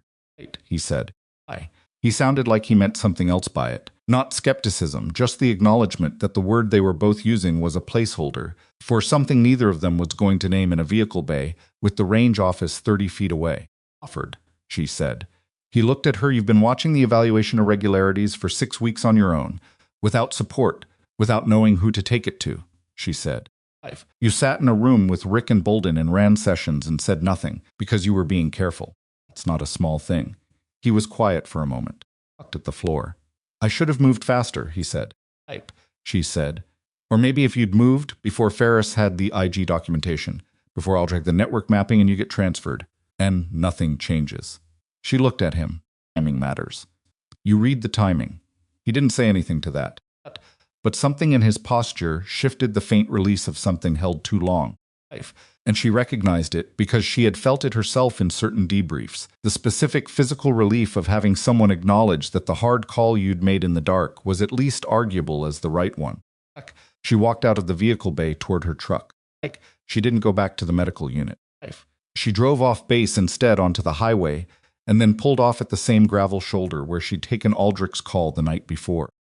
She sat with the engine off and the window cracked and called the Nevada number. 4 times, then 5 on the 6th ring, a man answered. The voice was different than she remembered Rover Lower, with the particular texture that came from 3 years of something that had not been easy. But the cadence was the same the way he held the pause before he said her name. Ira, Soren Vale said. She looked at the desert through the windshield, at the scrub brush, the flat pale sky, the long straight highway, going north toward nothing in particular. Not my transfer, she said. Yes, you've been in Reno for 8 months. Yes.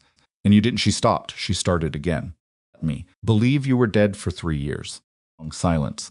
Long enough that she could hear his breathing measured. Careful. The breathing of someone who had thought about this conversation many times, and was now finding that none of the rehearsals were adequate. I didn't have a choice about the 3 years, he said. The cover was mandatory. It wasn't. He stopped. I know. That's not enough. It's not, she said. I know. She looked at her hands on the wheel, the bone frog tattoo. The old scars along the inside of her wrist that weren't from trauma nursing. I know, she said. Why is this moving now after 14 months? Because Farrow is about to finalize the documentation for the KDS contract authorization, Vale said. We have a 30-day window before the contract decision. If we can't break the authorization chain before the decision, KDS gets the pipeline contract, the evaluation manipulation gets retroactively legitimized as contractor calibration practice, and Rick and Bolden become protected by the contract terms. His voice was precise and tired in equal measure, the voice of someone who had been carrying a specific weight for a specific amount of time and was beginning to feel the accumulated arithmetic of it. The case has to close inside 30 days or it doesn't close. Farrow, she said. Aldrich said he's not the money. Farrow is 3 steps below the person who designed this. Do you have the person above Farrow? I have partial documentation, Vale said. Financial, routing through 3 shell entities. The 4th entity is where the trail goes cold. We know the 4th entity exists. We know it's domestic. We don't have a name attached to it. She processed this. The financial architecture of a procurement fraud operation built on falsified military training records with a shell structure designed to survive the exposure of its operational layer. And Bolden were the operational layer. Farrow was the management layer. The financial layer had been structured to survive both. Breaks the 4th entity. She's internal documentation, Vale said. Something generated by the entity itself, not reconstructed from outside. A contract communication.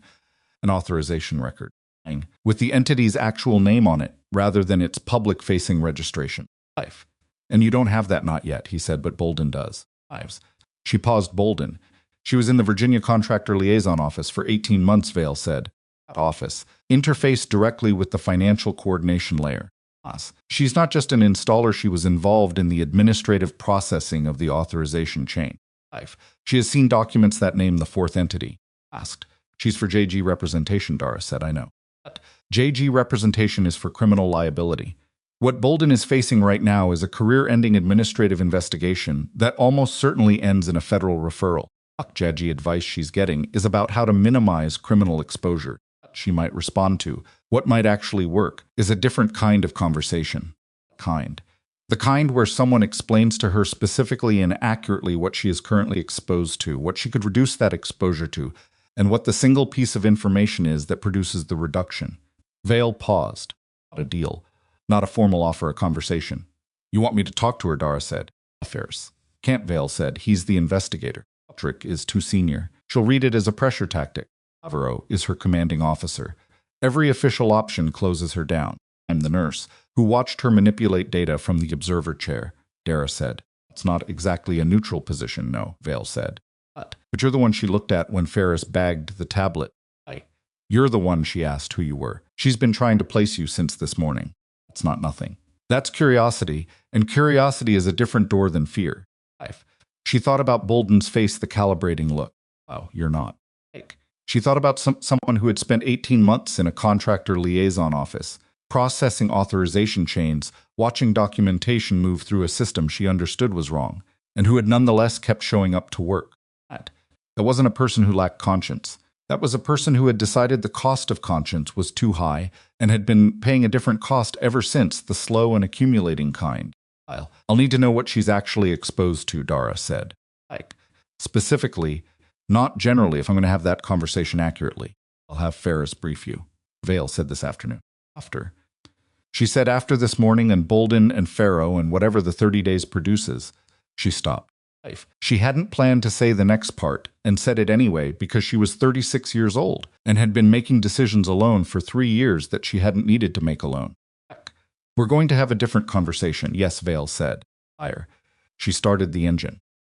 The Ferris briefing happened at 1300 in a conference room in the base legal office, a clean fluorescent room that smelled like copier toner and had a whiteboard with someone's TO list still on it from the previous week. Ferris sat across from her with 2 folders and a laptop. He was more direct than he'd been that morning, which she attributed to the fact that the evidentiary picture had sharpened considerably since 0600. London's exposure was extensive. The data manipulation charges under military regulation were the floor, not the ceiling. The federal layer, government contract fraud, falsification of government records, was the ceiling, and it was high. The coordination with KDS's Farrow and the authorization chain documentation and the exposure included conspiracy charges that carried mandatory minimums. Nice. What's the realistic outcome if she cooperates with a named entity identification, Dara said. Significantly reduced federal exposure, Ferris said. The military administrative action still proceeds, but the federal referral becomes prosecutorial discretion rather than mandatory. With substantial cooperation, discretion typically means no prosecution. She keeps her freedom, Dara, most of it, Ferris said. The career is gone, regardless, she nodded. What's the realistic outcome if she doesn't cooperate? Prosecution on the full charge array, he said. The data is sufficient without her testimony. She's not necessary to the case. She's just valuable. She needs to understand that distinction, Dara said. That she's not being asked because they need her. She's being offered a window because it benefits both sides, and the window is time-limited. Correct, Ferris said. The 30-day contract window is real. After that, the leverage structure changes. Who is in the room with her right now? And a criminal investigative division agent, he said. The agent has been running a standard interview protocol since 1000. She's responded to nothing substantive. Tell the agent to take a break, she said. Ferris looked at her. I can make that request, make it, she said. Tell him 20 minutes, long enough for the room to feel different. It took 3 minutes and 1 escalation, but the answer was yes. Fine. She went alone. The room they had Bolden in was a smaller conference room, 2 doors down from the legal office. Window. On one wall looked onto the parking lot. The afternoon light was coming through at a flat angle, putting a stripe of pale gold across the table. Alpin was sitting with her hands folded on the table. She looked like someone who had been sitting very still for a long time and had decided that stillness was the only variable she could currently control. She looked up when Dara came in.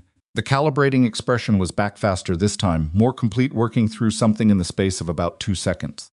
Dara sat down across from her. She didn't have a folder. She didn't have a recording device. She'd left her phone outside the door. I'm not here officially, Dara said, but looked at the empty doorway. The agent took a break, Dara said. This is a conversation, not an interview. There's no such thing as an unofficial conversation in a room inside a legal office, Bolden said. Wasn't wrong, and her voice said she knew she wasn't wrong. But she hadn't stood up the fourth entity, Dara said. Bolden's hands, which had been still, weren't still anymore. A small shift, a tightening of the fingers. I don't know what that means, she said. Eyes. You processed authorization documentation in the Virginia liaison office, Dara said. Times. You interfaced with 4 administrative entities in the contract oversight chain. 5. 3 of them are visible, one isn't. Bolden looked at the window. The case moves with or without you, Dara said. Rick is talking. The financial routing through the first 3 entities is already documented. The 4th is a delay, not a barrier. What it is for you is a window. She paused. 5. The window closes in 30 days when the contract decision is made. After that, the incentive structure for the people above Pharaoh to protect themselves changes. You go from being someone with negotiating value to being someone who can be blamed. Long silence. The parking lot light shifted as a cloud moved. You were a nurse this morning, Bolden said. I work trauma, Dara said.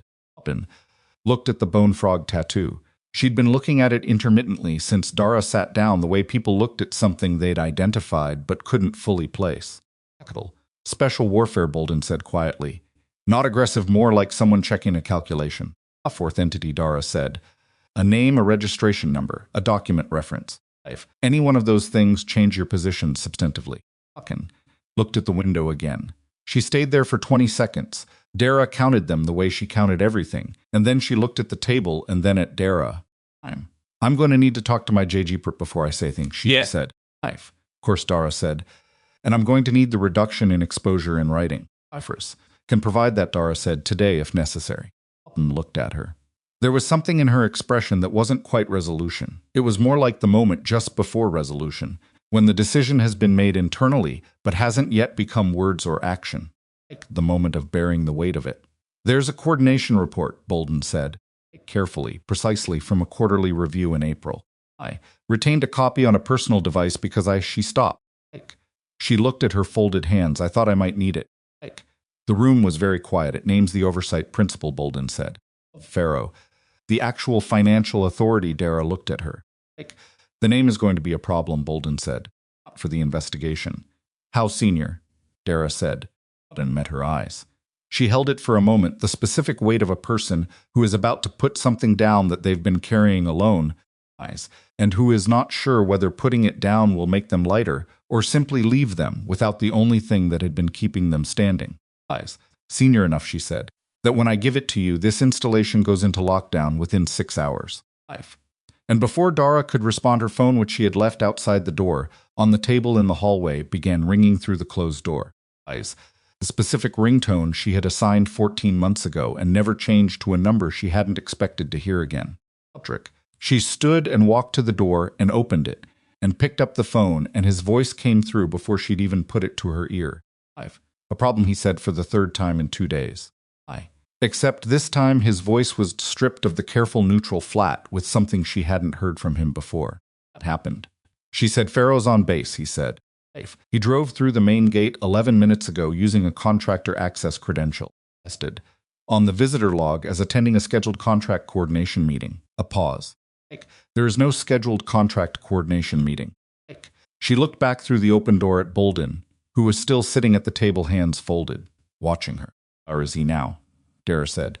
We don't know, Aldrich said. He entered the vehicle bay of the administrative complex, and the camera coverage goes dark for the southeast corridor. Lost him 40 seconds after he entered the building. 40 seconds.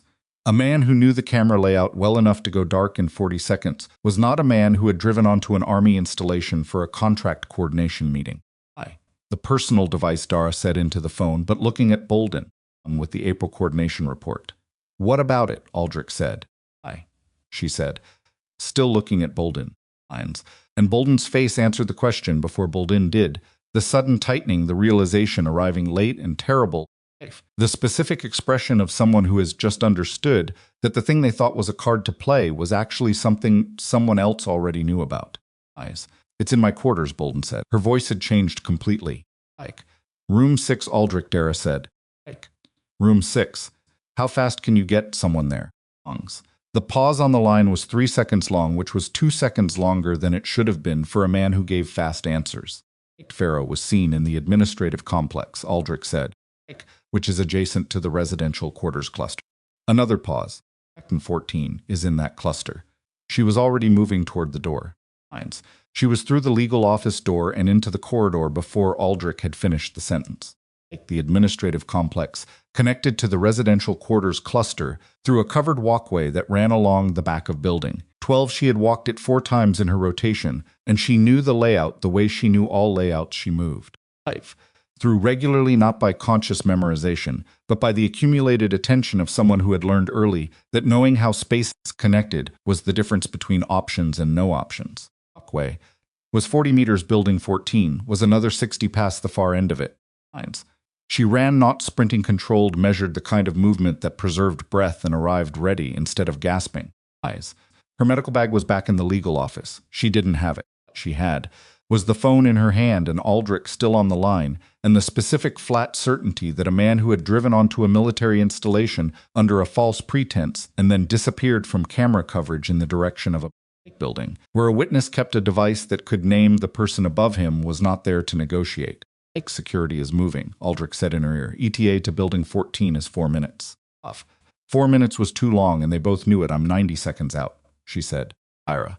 Send them anyway, she said, and put the phone in her jacket pocket without ending the call. The walkway was empty. The afternoon light came through the translucent roof panels in dull yellow strips. Her boots on the concrete made a flat, even sound that she was aware of and couldn't do anything about. She pushed through the door at the far end and came out into the open space between buildings 12 and 14. Building 14 was a 2-story residential block, exterior stairs on the north end, a ground floor corridor running the length of it. Room 6 was on the ground floor. She knew this because Bolden had said room 6 without specifying a floor, which meant ground floor. People specified a floor when it wasn't the default one. She went in through the ground floor entrance. The corridor was institutional and dim overhead lights on a daylight sensor that hadn't fully engaged yet in the afternoon shadow. 6 doors on the left side, 4 on the right. Room 6 was the third door on the left. It was already open, not fully open, the way a door was when it had been pushed without being closed behind someone, the latch not catching. A 2-inch gap with darkness beyond it. She stopped outside it. She put her back against the wall to the hinge side of the door, the position that kept the door between her and whatever was in the room. She listened movement, the specific sound of someone going through a drawer, the slide and thud of it. Not careful, not quiet. The sound of someone working with urgency rather than discretion. A pause. Then the sound of a second drawer. She looked at the phone in her hand. 3 minutes and change until security. She pushed the door open with her foot and went in low and fast. Was at the desk in the corner of the room. The second drawer pulled entirely out and upended on the desk surface. Its contents spread charging cables, a tube of hand lotion, 2 pens, folded document that wasn't what he was looking for. He was holding a small brown envelope in one hand and reaching into the back of the empty drawer cavity with the other.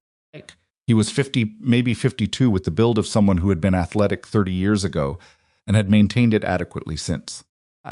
He was in civilian clothes, darks, a collared shirt, jacket, and he turned when she came through the door with the specific speed of a man who had done a threat assessment of his situation and had decided in advance what he would do if it changed. He was faster than she'd expected. She'd expected a contractor administrator. He moved like someone with a different history underneath that title, which told her 2 things simultaneously: that his background in the contractor network predated his director role, and that she'd ovened him a half-second she shouldn't have. He dropped the envelope and came at her. She didn't back up. She used the door frame left hand on the frame, her body angled, redirecting his initial momentum into the wall rather than through her. He was bigger and heavier, and neither of those things were as decisive as he'd been counting on, because momentum required a fixed object to work against, and she didn't give him one. She gave him the wall. He took it on his right shoulder, not catastrophically, but enough to interrupt his balance, and she used the interruption. She had him against the wall with his right arm controlled before he'd recovered his footing. A clean hold her shoulder was wrong, and she was going to feel it tomorrow, but functional. Then she had the angle and the wall and the leverage, and leverage was a more durable advantage than size. Up, she said. He tried to twist out of it. She applied pressure at the elbow joint. Not enough to damage, enough to make the option of continuing feel like a poor one. He stopped. They were both breathing. Her left hand was braced against his shoulder blade. The room was quiet except for their breath, and the sound of something settling in the corridor outside security, arriving, the shuffle of boots, voices. Move, she said. He didn't say anything. He was calculating. She could feel it in the tension of his arm, the way a person felt when they were running scenarios rather than panicking. Panicking person was random. A calculating person was more dangerous in the long run and more manageable in the immediate moment because calculation required them to wait for a better option, and she wasn't going to give him one. The door opened fully and 2 security personnel came in, and that was when Pharaoh stopped calculating. The base went into partial lockdown at 1523. Full lockdown. The installation continued to function but restricted movement in the administrative and residential sectors, ID verification at all vehicle egress points, often, and a mandatory secure-in-place order for all non-essential personnel in the affected buildings. The announcement came over the installation PA system in the flat bureaucratic language of institutional crisis management, which told anyone who understood that language that what had happened was real and significant. Dara was in the security office when the announcement went out. Her shoulder ached from the doorframe. Someone had brought her ice in a latex glove, which was a field solution she normally applied to other people, and she held it against her shoulder and sat in the plastic chair and answered questions for 40 minutes. Pharaoh had been secured. The brown envelope he'd been holding when she came through the door had contained a USB drive, not Bolden's device which he hadn't found in time, but a drive he'd brought himself, already loaded with a mirror of Bolden's file directory from a remote access session he'd apparently initiated before driving onto base. He'd been there to retrieve the original and destroy it. The fact that he'd had remote access to Bolden's device was a significant additional piece of the architecture, and Ferris had said so with the specific controlled intensity of a man who was revising his case scope upward while trying to maintain his professional composure. Bolden's actual device. A small tablet had been in the lining of her kit bag, which was in a locker in the security office, because Bolden had checked it in there when she'd been escorted to the legal office that morning. She hadn't left it in her room. The room was where she'd told them.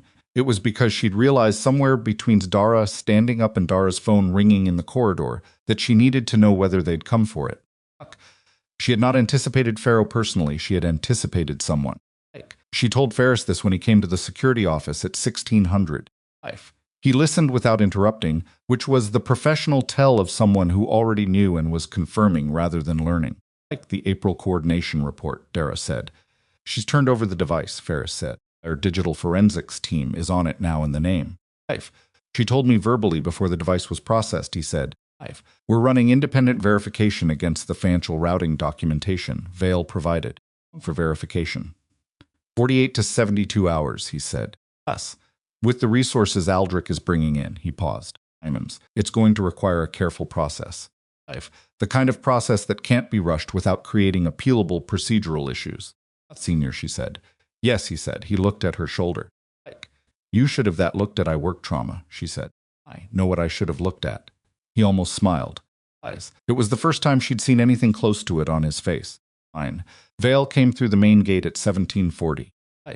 She knew because Aldrich told her, standing in the doorway of the security office with his jacket open and his silver hair catching the late light, like a man who had shepherded a complicated situation to a complicated resolution, and was now permitting himself briefly to acknowledge that it had gone about as well as it could have. He's in the Pace legal office, Aldrich said. Ferris wants his documentation on record before end of day. Okay, she said. He's going to want to see you, Aldrich said. No, he looked at her for a moment. You don't have to do it today. Fine. Know that too, she said. She sat with it for a while after Aldrich left. The security office had cleared out just her and the ice pack and the plastic chair and the low hum of a facility cooling system running because someone had set the thermostat wrong for the season. Outside, the single window, the late afternoon was going amber gold, the same color it had been 2 days ago when she'd walked to her truck from the range office and seen Aldrich's silhouette through the lit window. 2 days. It felt like a different duration. She got up, put the ice pack on the desk, and walked to the legal office.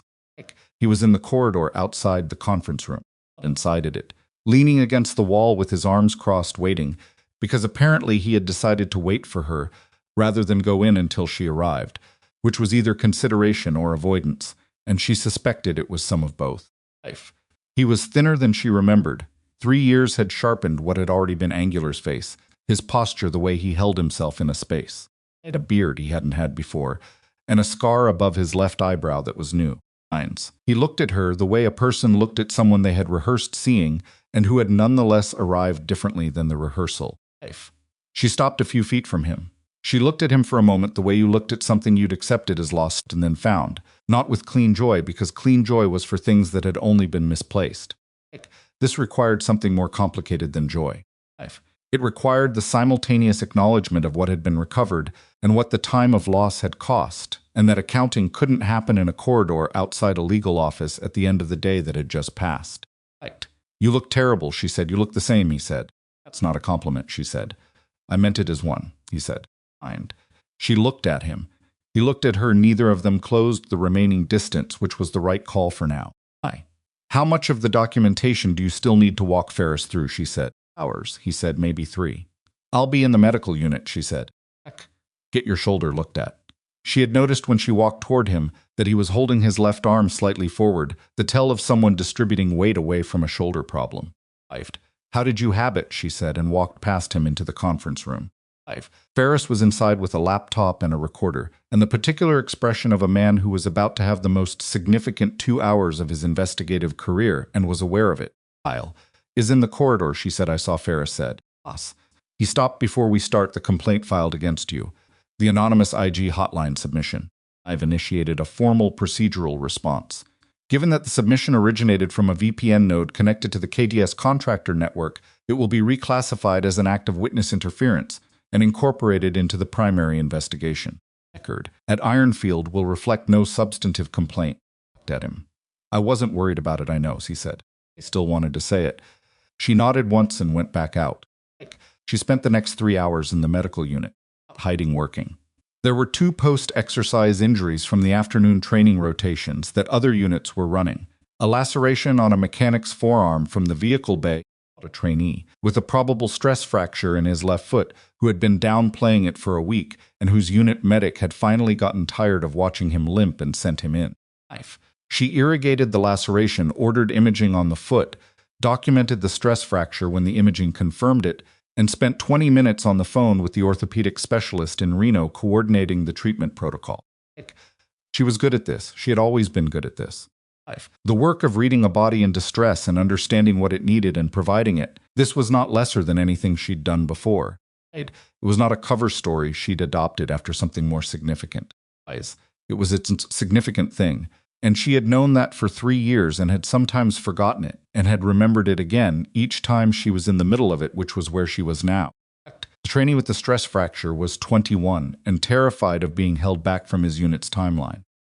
He sat on the examination table with his hands gripping the edge of it and his jaw set against the pain he'd been managing for a week. Long, he said. 6 to 8 weeks non-weight bearing, she said. And a graduated return, his jaw tightened further. That puts me behind your cohort, she said. Yes. He looked at the floor. It also means you'll walk without a permanent gait dysfunction, she said. Your current path does not guarantee. A stress fracture that becomes a complete fracture under load is a different injury with a different recovery and a different career outcome. He was quiet for a moment. Young men, with something to prove, were quiet in a particular way when someone told them the truth. Not the truth they were hoping for, but the actual truth, and gave it to them without softening it into something easier to carry. The silence was them deciding whether to accept the weight or keep looking for a lighter version. Okay, he said finally. Just that. Okay, she said. She finished the documentation at 2100. The medical unit was quiet. She wrote up the shift notes, locked the controlled substance cabinet, and sat at the desk for a few minutes with nothing in front of her. She thought about Pruitt, who had spent 4 months believing a story about himself that was false. She thought about Okricky reading the flags this morning and making the adjustment himself quietly and without credit, because he was the kind of person who solved problems rather than waiting for someone to solve them for him. She thought about Halford watching the evaluation irregularities for 6 weeks alone in the specific way of a careful person who understands that moving too soon can be as damaging as not moving at all, and who makes the lonelier choice. She thought about Bolden sitting at the data terminal with her hands making the deliberate decision to enter wrong numbers, every session for months, and the cost of that decision now sitting on her in a room with the JG representative, while people with more authority than she'd anticipated moved through a building she'd thought was under her own management. She didn't feel satisfaction about that. She felt something more honest, the recognition that people ended up doing things they hadn't planned to do when they followed the current of an institution that was moving in a direction they'd chosen not to resist. The choice to not resist was still a choice, but the accounting for it was complicated in ways that the clean language of justice didn't always accommodate. Aldrich found her at 2120. He came into the medical unit with a folder. He always had a folder and sat across from her at the desk and opened it. Pharaoh's initial view concluded an hour ago, he said. He's retained criminal defense representation and has declined to make a statement. He's been transferred to federal holding pending arraignment. Watches, she said. Unauthorized entry with false credentials. Obstruction of a federal investigation and evidence tampering, Aldrich said. The procurement fraud charges will follow after the federal referral is processed. That's a longer timeline. And the name, she said. The principal above him. Aldrich looked at the folder. Independent verification was completed at 2004, he said. The fourth entity is a holding company registered in Delaware. The primary signatory is a man named Russell Griffin, deputy, under secretary level in a defense acquisition oversight office. He said it in the measured voice of someone delivering information they have accepted and are waiting for others to accept. He has been notified that he is under federal investigation. Office has placed him on administrative leave pending the outcome. Deputy under secretary. She understood now why Bolden had said what she'd said. Senior enough that when I give it to you, this installation goes into lockdown within 6 hours. It had taken 3.5 close enough veiled documentation, she said. Is it sufficient? It's the foundation, Aldrich said. The federal investigation will build from it. The timeline is months, probably. The foundation is solid, she nodded. There's one more thing, Aldrich said. He turned a page in the folder service record, classified portion. The element you served with, the operational record, the after action from the extraction. He paused. Flagged an inconsistency in the official account 14 months ago when he came to me. Inconsistencies concerned the casualty report from the extraction night. The official account recorded him as KIA. The documentation supporting that record had procedural gaps that suggested it had been generated quickly and without the standard verification process. She looked at the folder. The record has been formally reviewed, Aldrich said. The casualty report has been corrected. Veiled status debt is updated. He looked at the page. Medical with full service credit and benefits. He paused. And there are annotations on your own service record.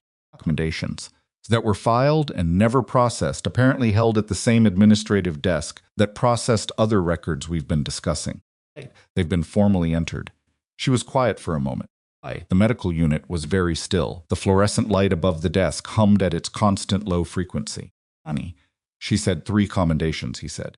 And a formal recognition of the extraction operation that has been now attributed only to the team designation rather than individual contributors. She had not known about the commendations. She had filed them in the category of things that didn't happen, which was the category where she put things she'd earned and not received, because the category of things that didn't happen was manageable. The category of things that happened to someone else, which would have required her to understand the specific act of having her wreck stripped, was considerably less so. She looked at the folder. Aldrich, she said. Did you know about the commendations when you found me for this? He looked at her. He had the deliberate expression he wore when he was going to tell the truth rather than the diplomatic version of it. Yes, he said. She nodded slowly. Is that why? Partly, he said. The other part is that you're the best observer I've ever worked with, and this situation needed the best observer I could find. He closed the folder. Things are true. She looked at him for a moment. He was being as honest as she'd ever heard him be, which with Aldrich was the equivalent of a significant gesture. Thank you, she said. He stood up and left the folder on the desk. She found Vale outside building 14 at 2200.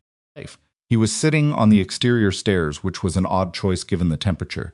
But she understood it. The outdoor cold was clarifying in a way that buildings weren't, and she suspected he needed clarifying after 3 hours with Ferris. She sat on the step beside him, which put them side by side rather than face to face.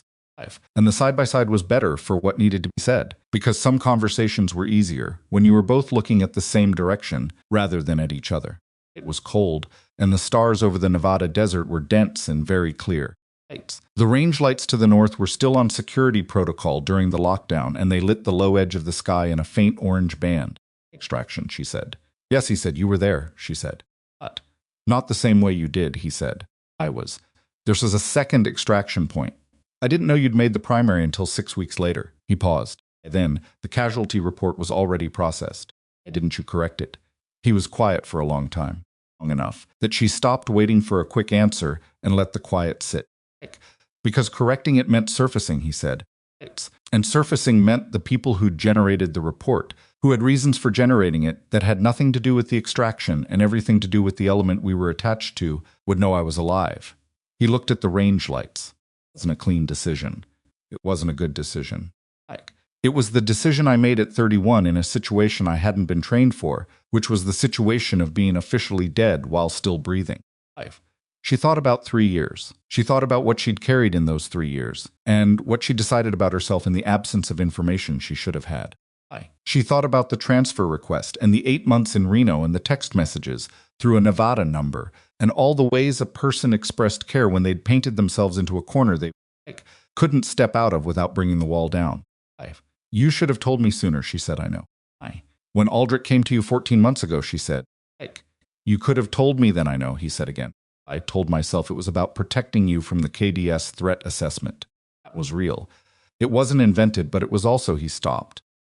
It was also easier than having to look at what the 3 years had cost you. If I didn't know specifically, I could tell myself it had been manageable. She looked at the stars.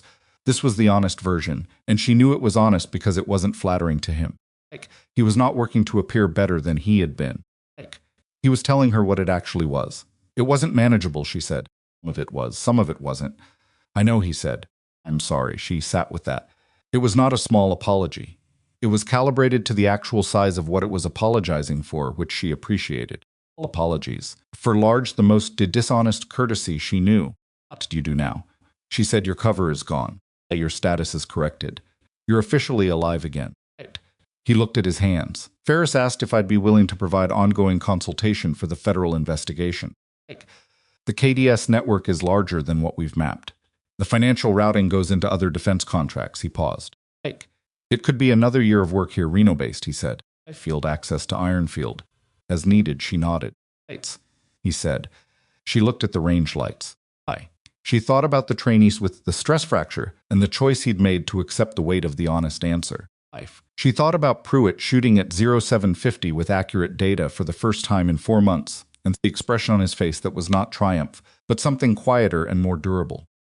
She thought about the 3 commendations in her service record that had existed for years without her knowledge, in the same record that also said she was a trauma nurse at Ironfield, and about how both of those things were true and neither of them canceled the other. I work trauma, she said. He looked at her sideways. I'm not being evasive, she said. I mean it, I work trauma. That's what I do. That's what I'm going to keep doing. She paused. Other things. They're also what I am, but they don't erase the nursing any more than the nursing erases them. He was quiet for a moment. You sound like you've thought about this. I've had 3 years, she said. He looked back at the lights. The cold air moved across the range, and they both felt it, and neither of them moved against it. Jacket, he said. The one you've been wearing. You told Halford it belonged to someone who never came home. She looked at the step between her feet. The old olive green field coat was back in her quarters.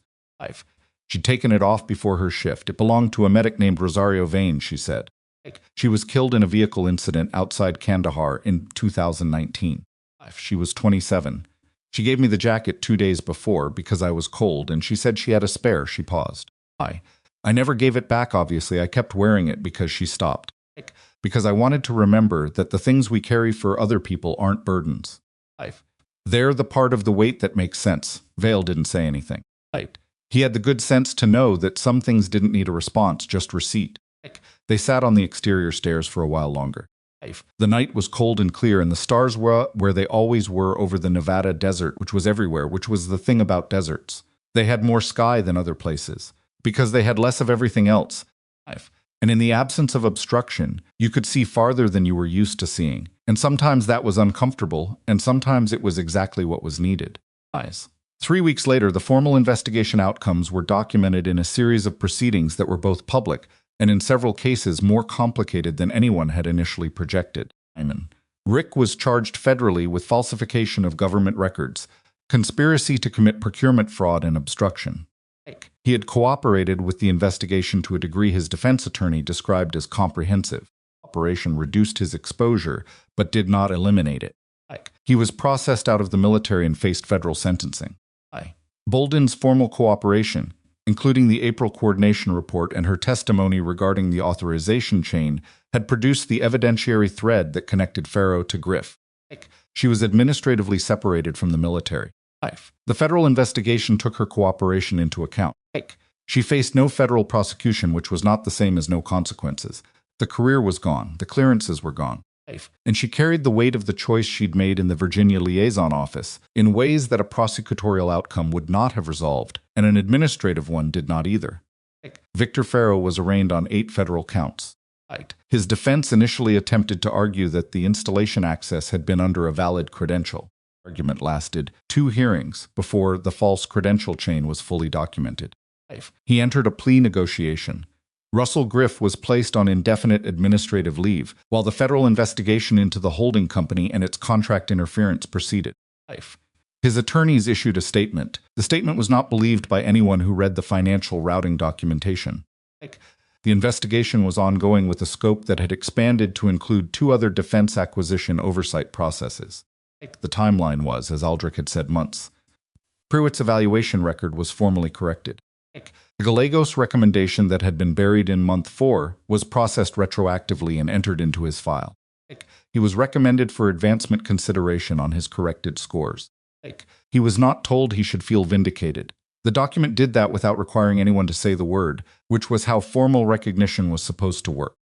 Passed the evaluation cycle with the top qualifying score in his cohort.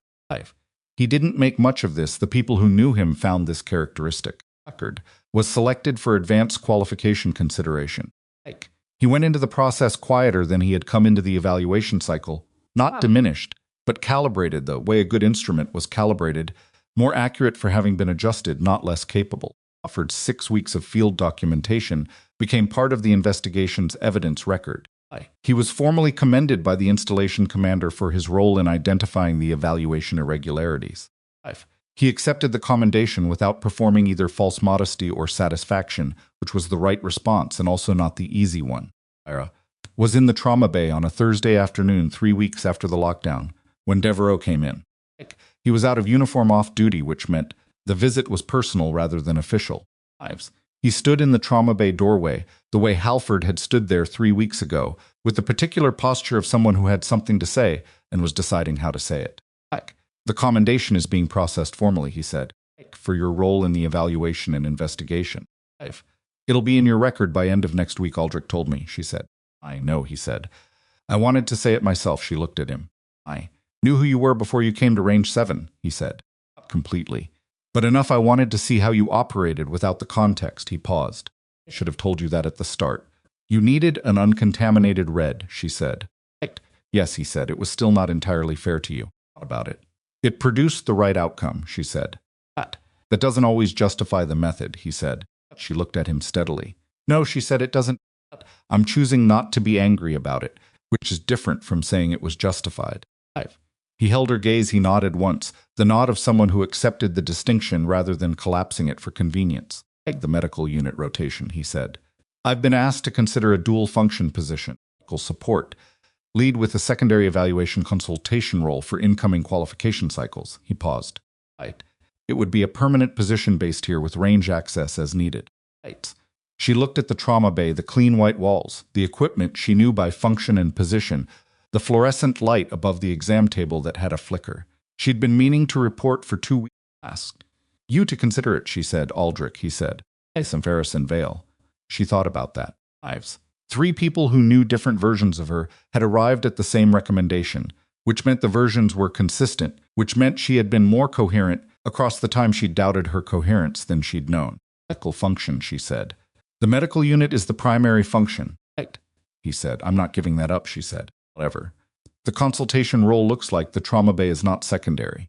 Understood, he said. Then yes, she said. He left. She finished writing the patient note she'd been working on when he came in. A fluorescent light above the exam table flickered once and stabilized. She made a note about reporting the light, put it on the corner of the desk, and went back to work. The jacket hung on the hook behind the trauma bay door. Someone had repaired the torn sleeve. She hadn't done it herself, and it wasn't her job to notice who had, so she didn't try to find out. The stitching was not perfect. It was close, but the thread was a slightly different shade of olive, and the line of the repair was visible if you looked for it. It would always be visible. She looked at it each morning when she came in and each evening when she left, not as a ritual and not as sentiment, but because it was there, and the things that were there deserved to be seen. Lazario Vane had been 27 and had given away her spare jacket because someone was cold. She had not done this because she expected to be remembered for it. She had done it because someone was cold, and she had a jacket, and that was the entire calculation. Dara had spent 3 years trying to understand whether the life she was living, the trauma bay, the rubber-banded hair, the worn boots, coffee from the gas station 40 minutes away, was a diminished version of something that had once been larger, or whether it was simply a different expression of the same thing. Choosing to stay in one place and learn its contours and care for the people who moved through it was less than the life that had preceded it. She had stopped trying to answer the question. The question assumed that different things occupied different positions on a scale, and that the scale was fixed, and that the position was what mattered. She had found in the 3 weeks since a man in gray slacks had said a name, she'd stopped expecting to hear that the scale was not fixed and the position was not the point. The work itself, its accuracy, its care, its willingness to be done without an audience or a record, or anyone who knew what it had cost to do it. She had once held a firing line no one recorded. She had held this trauma bay for 3 years. Things were true. Neither erased the other. Neither was the whole story. The whole story was the one you kept showing up to write even when you didn't know how it ended, even when the people who mattered had been temporarily lost, even when the record said one thing and the truth was something else waiting to be corrected. You showed up, you worked with what was actually in front of you, not the version you'd been given. And when the wind shifted, and it always shifted, you read it with your own eyes, trusted what you saw, and made the adjustment. That was what it meant to hold the line, not the dramatic version. The version with an audience. The quiet daily version, the one that didn't get recorded, that no commendation fully captured, that the people in the waiting room never knew about, the version that kept people alive. The fluorescent light above the exam table steadied, and Dara Voss put down her pen, stood up, and went to meet her next patient.